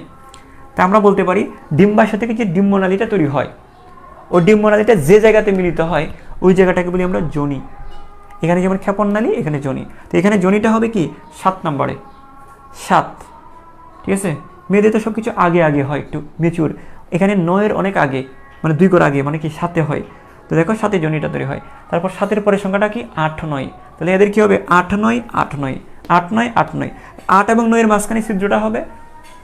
তো 7-এ যদি মিলিত পটা যদি 7-এ হয়, তাহলে 8 এবং 9-এর মাঝখানে কি হবে, জনন ছিদ্রটা হবে, শ্রী জনন ছিদ্রটা হবে। এবং এই 8 এবং 9-এর মধ্যেই 2 পাশ দিয়ে অভিপোজিটর থাকবে এটাকে ঢেকে রাখার জন্য। তাহলে দেখো, তো আমরা বলতে পারি যে এখানে কি, যে তুমি যদি 8, 9 না বলে যদি 9-এর কথা বলো, তাহলে কি হবে, নবম খণ্ডকে শ্রী জনন ছিদ্র ধারণ করে, দুইটা কথাই বইয়ে বলা আছে, আমি দুইটাই লিখে রাখছি, এবং নবম খণ্ডে অভিপোজিটর থাকে, ঠিক আছে?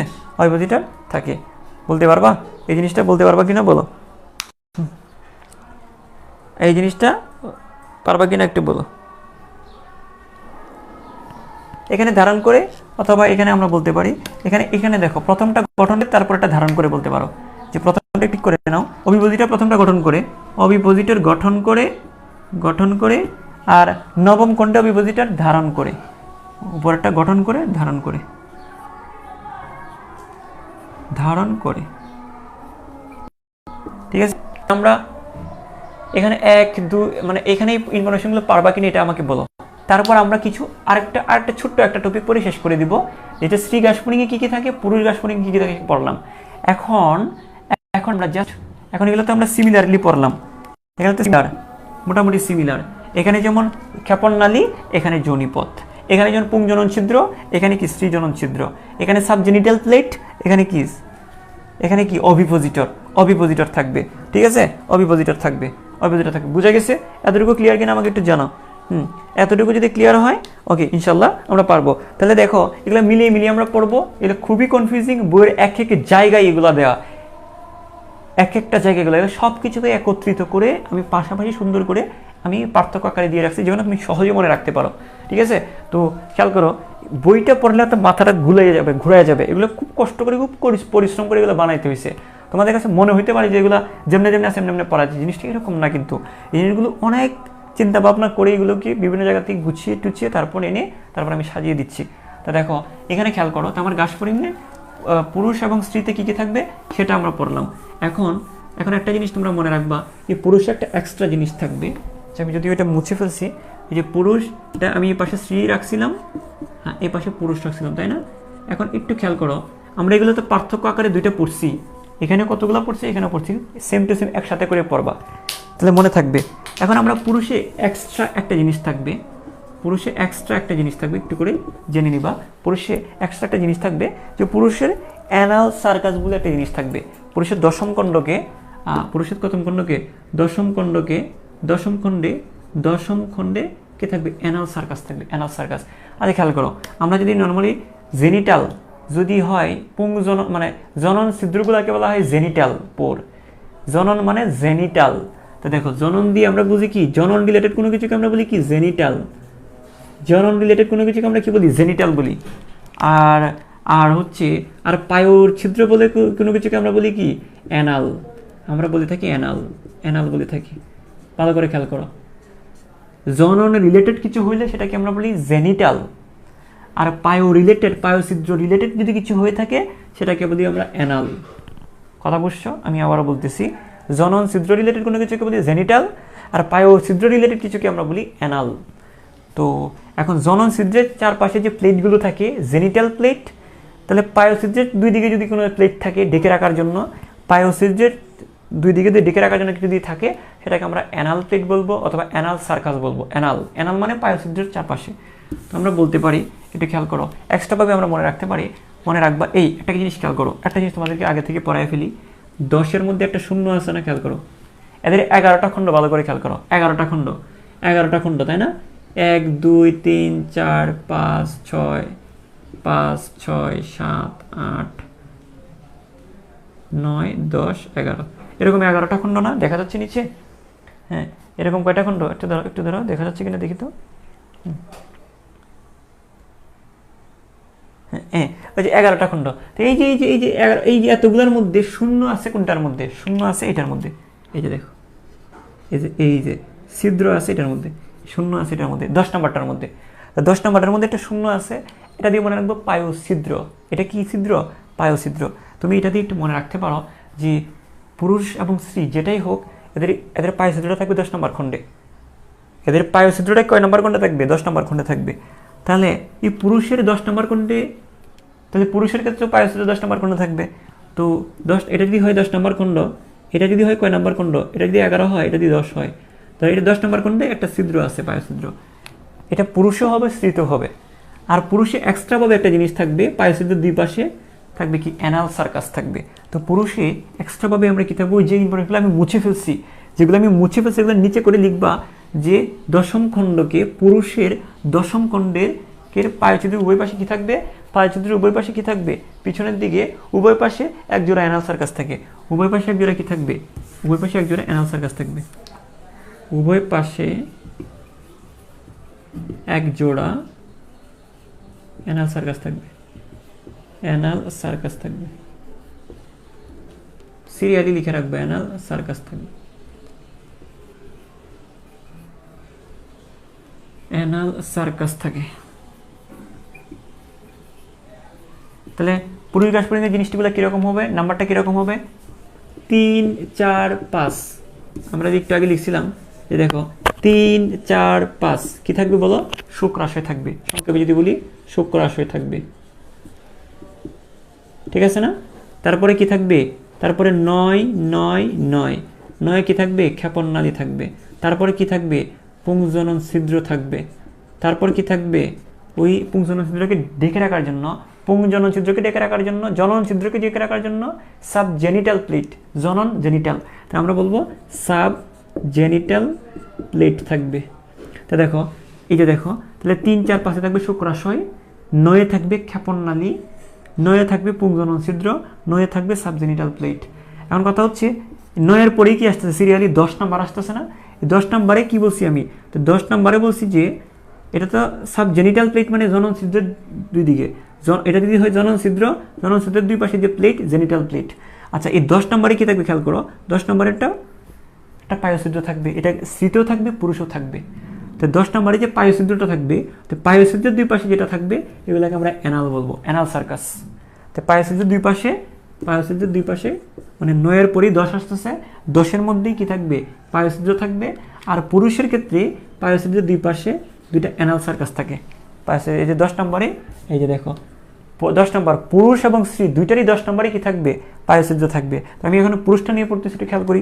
পুরুষের 10 নম্বরেও কি থাকবে? পায়োছিদ্র থাকবে। ওই পায়োছিদ্রের দুই পাশে দুইটা সার্কাস থাকবে, এগুলোকে আমরা বলবো অ্যানাল সার্কাস। পায়ো মানে অ্যানাল। তো বুঝা গেছে?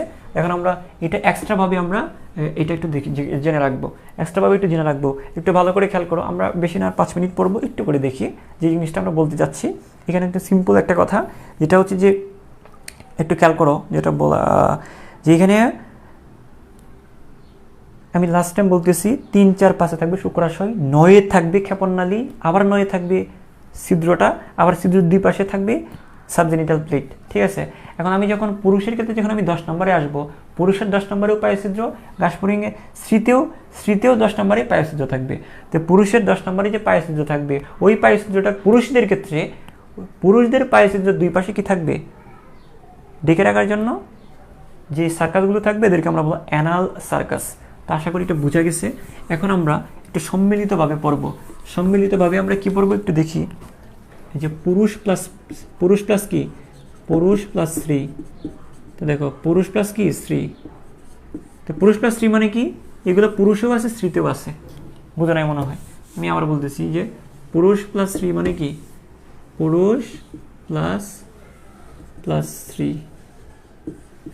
তাহলে কিছু কিছু জিনিস আছে, মানে নর্মালি হচ্ছে যে ওইখানে 3 4 5 ছিল, 3 4 প্লাস 9 9 9। আর এখানে কি ছিল? পুরুষের ক্ষেত্রে 3 4 5 9 9 9 ছিল না? এখানে ছিল কি বলো? এখানে ছিল 7 8 9 8 9। এখানে ছিল 7 8 9 8 9। কিন্তু আমি এমন কিছু জিনিস যেখানে পুরুষ এবং স্ত্রীর জন্য একই রকম, যেমন একটার কথা আমরা তো অলরেডি তোমাদেরকে একটার কথা আমি বলেই ফেলছি। হ্যাঁ, একটা কথা কি বলে ফেলছি যে আমি যদি সিরিয়ালে আসি, যে একটা কথা বলি, আমি যদি বলি যে নবম খণ্ড এবং দশম খণ্ড, তাহলে এখানে যে নবম খণ্ডটা, আর দশম খণ্ড খেয়াল করো, এটা যদি নবম খণ্ড ধরি, এটা দশম খণ্ড ধরি, পুরুষ এবং স্ত্রী একই রকম। এখানে এই কয়েকটা জিনিস, তো এখানে নবম খণ্ড আর দশম খণ্ড একটু মনে রাখবা। এই নবম খণ্ড এবং দশম খণ্ডে কি থাকবে? নবম খণ্ডে টার্গাম থাকবে, দশম খণ্ডেও টার্গাম থাকবে। নবম খণ্ডেও স্টার নাম থাকবে, দশম খণ্ডেও কি স্টার নাম থাকবে। তো মনে রাখবা একটা জিনিস, যে নবম দশম খণ্ডের যে টার্গাম হচ্ছে উপরের দিকে, তো উপরের টার্গাম, নিচে স্টার নাম। উপরের দিকের যে কিউটিকলটা এটাকে বলা হয় টার্গাম, নিচের দিকের যে কিউটিকলের অংশটা একে বলা হয় স্টার নাম। তো উপরের দিকে যে টার্গাম এবং নিচের দিকে যে টার্গাম, ঠিক আছে, নিচের দিকে টার্গাম থাকে। তাহলে এখানে দেখো 9 এর টার্গাম আছে, 10 এর টার্গাম আছে। তো 9 এবং 10 এর টার্গাম এবং 9 এবং 10 এর স্টার নাম এরা মিলে যায়। এরা এই জিনিসটা এরকম বলছে যে 9 নাম্বার এবং 10 নাম্বারের টার্গাম, মনে করো 9 নম্বরে একটা টার্গাম আছে, 9 নম্বরে একটা টার্গাম আছে, 10 নম্বরে একটা টার্গাম আছে। তো 9 এবং 10 এর টার্গামটা আংশিকভাবে মিলে যায়, আর 9 নম্বর এবং 10 নম্বরের যে স্টার নামটা পুরোপুরিভাবে একত্রিত হয়ে যায়, মিলিত হয়ে যায়।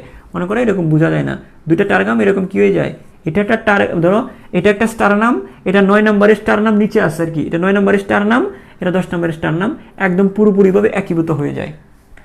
আর 9 এবং 10 এর যে এগুলো হচ্ছে স্টার নাম। এখান থেকে আমার হাতটা দিয়ে চিন্তা করো, এদের 9 নম্বরে একটা টার্গাম থাকবে, 10 নম্বরে একটা টার্গাম থাকবে।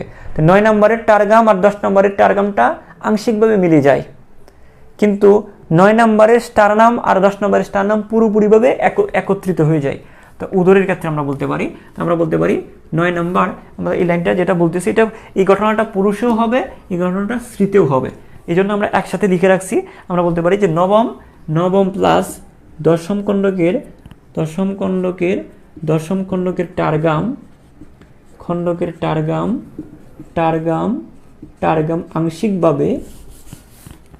আংশিকভাবে আংশিকভাবে এবং এবং আগম, যে 9 এবং 10-এর টার্গাম, আমি এটা মার্ক করে দিই। এই যে দেখো, নবম এবং দশম খণ্ডকের টার্গামটা আংশিকভাবে এবং টার্গাম স্টারনাম পুরোপুরিভাবে একীভূত হয়ে যায়। পুরোপুরিভাবে এটা বুঝতে কিনা একটু জানাই দাও তো। পুরোপুরিভাবে একীভূত হয়ে যায়। মানে আমি আবার যদি একটু বলি যে 9 নম্বরের টার্গাম আর 10 নম্বরের টার্গামটা আংশিকভাবে মিলে যায়।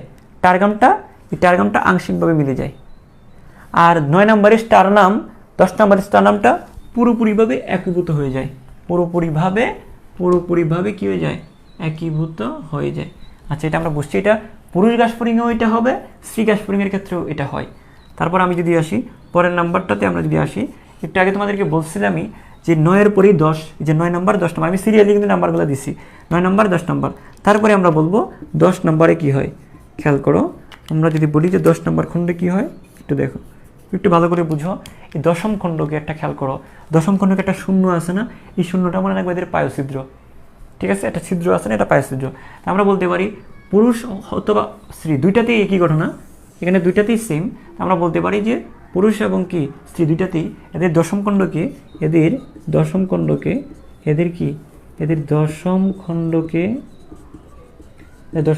পায়ছিদ্র থাকে। এদের দশম খণ্ডকে পায়ছিদ্র থাকে। তারপর আমরা যদি বলি এখন 11 নম্বর খণ্ডটা যদি আসি, তারপর আর একটু বাকি রয়েছে 11 নম্বর খণ্ড। পুরুষের 10 নম্বরেও পায়ছিদ্র থাকবে, স্ত্রীর 10 নম্বরেও পায়ছিদ্র থাকবে।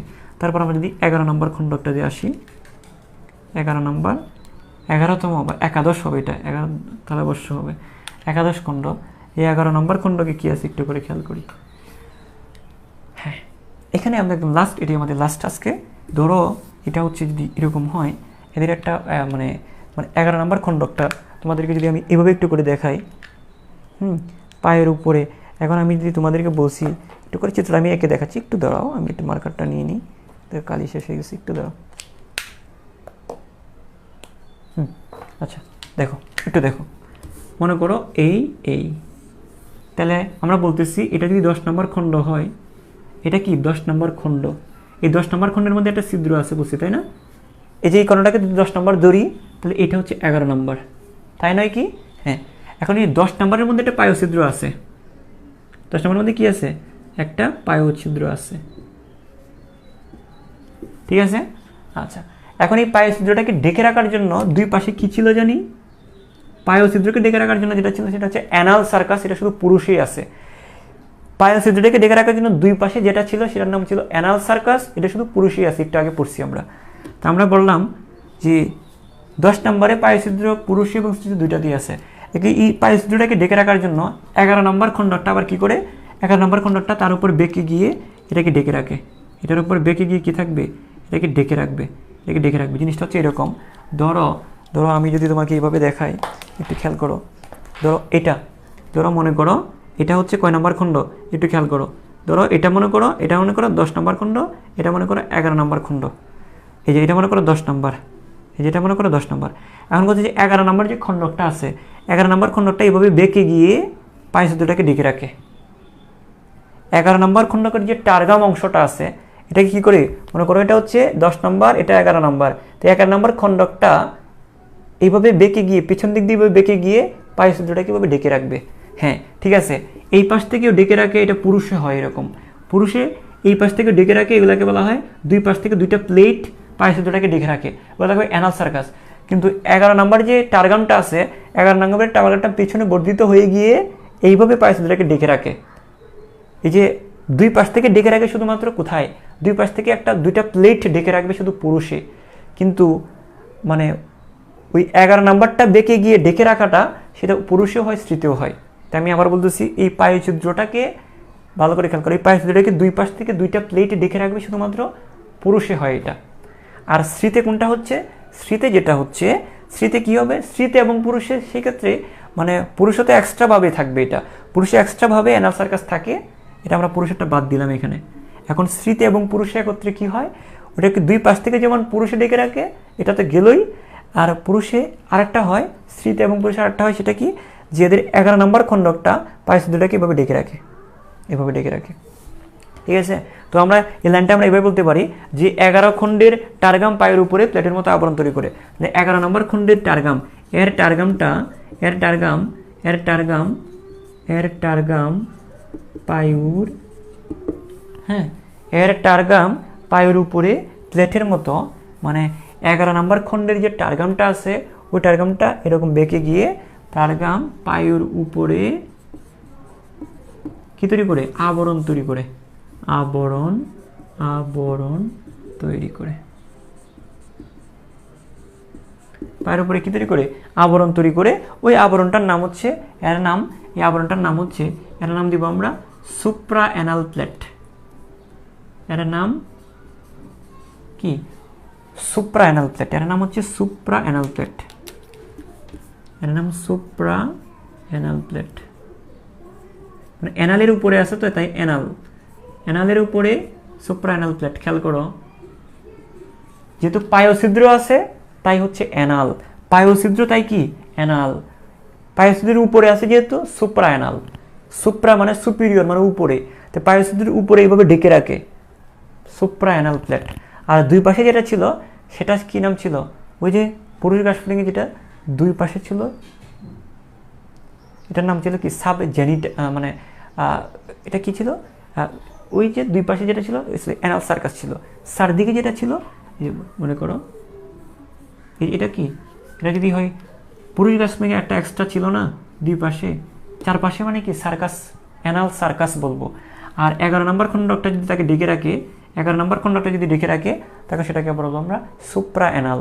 তো চারদিকে থাকলে অ্যানাল সার্কাস, উপর থেকে আসলে সুপ্রা অ্যানাল, মানে উপর থেকে এভাবে যদি ডেকে রাখে সুপ্রা অ্যানাল। তো আমি তোমাকে একটু বলি, একটু ভালো করে বলি যে এই যে তিনটা জিনিস আমি বললাম এগুলো পুরুষেও হবে স্ত্রীতেও হবে। তো 9 নম্বর এবং 10 নম্বরে টার্গাম স্টার্নাম মিলে যায়, আর 10 নম্বরের ক্ষেত্রে পায়ুছিদ্র থাকবে, আর 11 নম্বর খণ্ডকটা বেঁকে গিয়ে পায়ুছিদ্রকে ডেকে রাখবে, সেটাকে আমরা বলবো anal, supra anal plate, supra anal plate. আর এই পায়ুছিদ্রটাকে, এই পায়ুছিদ্রকে ডেকে রাখার জন্য পুরুষে আরেকটা আছে, এক্সট্রাভাবে আছে পুরুষে অ্যানাল সার্কাস, দুই পাশ থেকে ডেকে। এটা তো একটু আগে বলছি আমি যে পুরুষের পায়ুছিদ্রটাকে ডেকে রাখার জন্য এক্সট্রাভাবে অ্যানাল সার্কাস তো থাকবেই, কিন্তু পুরুষ এবং স্ত্রী দুইটাতেই এই পায়ুছিদ্রকে ডেকে রাখার জন্য ওই কি থাকবে, আমরা বলতে পারি পায়ুছিদ্রকে ডেকে রাখার জন্য আমরা ওই 11 নম্বরের টার্গামটা ডেকে রাখে, যেটাকে আমরা বলে থাকি কি, আমরা বলে থাকি সুপ্রা অ্যানাল প্লেট। দেখো এই জিনিসটা বুঝছো কিনা বলো, তাড়াতাড়ি বলো।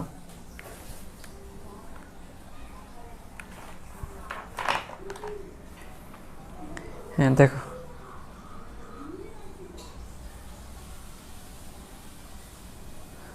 হ্যাঁ এই জিনিসটা বুঝছো কিনা আমাকে একটু জানাও।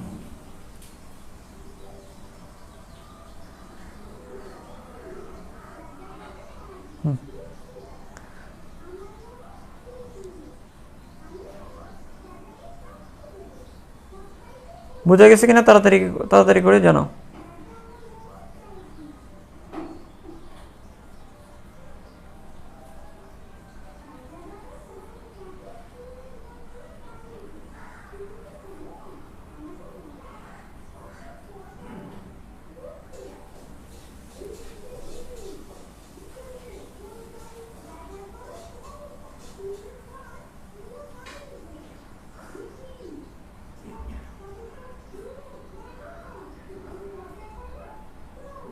হ্যাঁ আচ্ছা আচ্ছা, আমি এখানে একটা কথা বলি তোমাদের, আচ্ছা ঠিক আছে, তাহলে এই পর্যন্ত আমি যেটা যেভাবে গুছিয়ে দিয়েছি সুন্দর করে নোট করে পড়বা, এবং আশা করি তাহলে তোমাদের আর কোনো প্রবলেম হবে না। তো নেক্সট ক্লাসে আমাদের দেখা হচ্ছে। আচ্ছা ঠিক আছে, তাহলে গুড বাই। এখন এখানে একটা কথা বলি, এখানে একজন বলছে যে তোমাদের কমেন্ট আমি যদিও পড়ি না, কারণ তোমরা কাজের কোনো কমেন্ট করো না, অকাজের কমেন্ট করো। এখানে একটা প্রশ্ন আমি তোমাকে বলতেছি যে নিম্ফ অবস্থায় ডানা পেডিকির দ্বিস্তরী থলির মতো অংশ, এই যে তুমি যে প্রশ্নটা করছো, আমি কি নিম্ফ অবস্থাটা এখনো পড়াইছি, আমি কি ডানা পেড এখনো পড়াইছি? তাই নিম্ফ অবস্থা এখনো পড়াই নাই, ডানা পেড এখনো পড়াই নাই, তাহলে এই টপিকটা এখানে আনছো কেন? মানে নিজেকে খুব ট্যালেন্ট মনে করতেছো? আমি যে বারবার বলতেছি যে আমি অন পয়েন্টে পড়াচ্ছি, যে জায়গাটা আমি পড়াচ্ছি ওইটা চিন্তা করো। হ্যাঁ তুমি সেকেন্ড ইয়ার ফার্স্ট ইয়ারেও পড়ছো, সেকেন্ড ইয়ারেও পড়ছো, তারপরে আমার এখানে আসছো, হ্যাঁ তুমি জিনিসগুলো হয়তো বা জানো, তাই বলে তুমি এখানে ডানা প্যাডটা কেন এখানে আনছো, যে ডানা প্যাড এবং নিম্প অবস্থা এগুলো তো চ্যাপ্টারের লাস্টের দিকে আছে, ওই পড়াগুলো যে এখানে নিয়ে আসছো, তুমি যে কমেন্ট করছো আরও 200 জন, মানে এখানে আরও 100 জন দেখতেছে তোমার এই কমেন্টটা, ওরা কনফিউজ হয়ে যাচ্ছে না? আমি তো এখানে সবাইকে আমি একটা তালে পড়াচ্ছি, আমি নিম্প অবস্থা পড়াবো, ডানা প্যাড পড়াবো, তখন আমি এগুলো আলোচনা করব। কিন্তু এখন তুমি এগুলো কেন নিয়ে আসছো? এই জিনিসগুলো খুবই বাজে, আমি তোমাদেরকে শিখাইতে পারতেছি না। তোমাদের সবসময় চিন্তা করতে অন পয়েন্টে চিন্তা করবা, কারণ আমাদের প্রশ্ন হবে মূল বই থেকে এবং ওই অনুযায়ী প্রশ্নটা হবে। আর তুমি অনেক কিছু জানো, কিন্তু তুমি মেডিকেলের চান্স নাও হতে পারে, কারণ তুমি জানো কিন্তু তোমার সিলেবাসটা আগে তুমি ভালো করে ক্লিয়ার করো নি।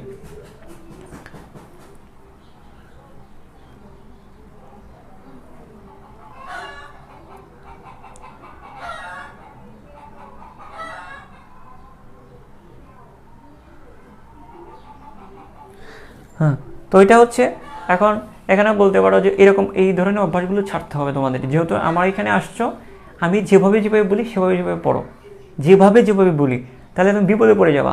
এখানে ম্যাক্সিমাম স্টুডেন্ট, অনেক ব্রিলিয়ান্ট স্টুডেন্ট মেডিকেলের চান্স মানে জাস্ট গাইডলাইনের অভাবে ওরা মনে করে যে জানলেই মনে হয় মেডিকেলের চান্স, মানে যে যত বেশি জানে তত বেশি। আরে বাবা, তোমার তো মেইন বইটা সিলেবাসটা তুমি ভালো করে কভার করতে হবে। তুমি অনেক কিছু জানো, কিন্তু তুমি আসল জিনিসই জানো না, তো তোমাকে কেউ গুনবে না, তোমাকে কেউ মূল্যায়ন করবে না। কথা বুঝছো? হ্যাঁ, তুমি অনেক কিছু জানো, কিন্তু তুমি আসল জিনিসগুলো যেগুলো জানা দরকার সেইগুলো জানো না, তোমাকে কেউ মূল্যায়ন করবে না। তো এই জিনিসগুলো তোমাকে আগে বুঝতে হবে।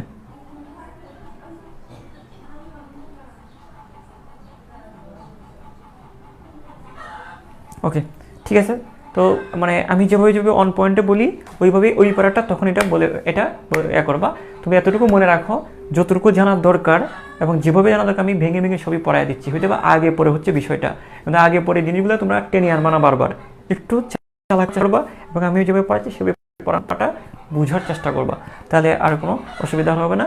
আর হচ্ছে আমি ওই যে নোটের বিষয়গুলো নিয়ে আমি আলাদা করে লাইভে আসবো, যেহেতু এটা ক্লাসের, এটা এখানে থাকুক। তো সবাই ভালো থাকো, সুস্থ থাকো, আসসালামু আলাইকুম।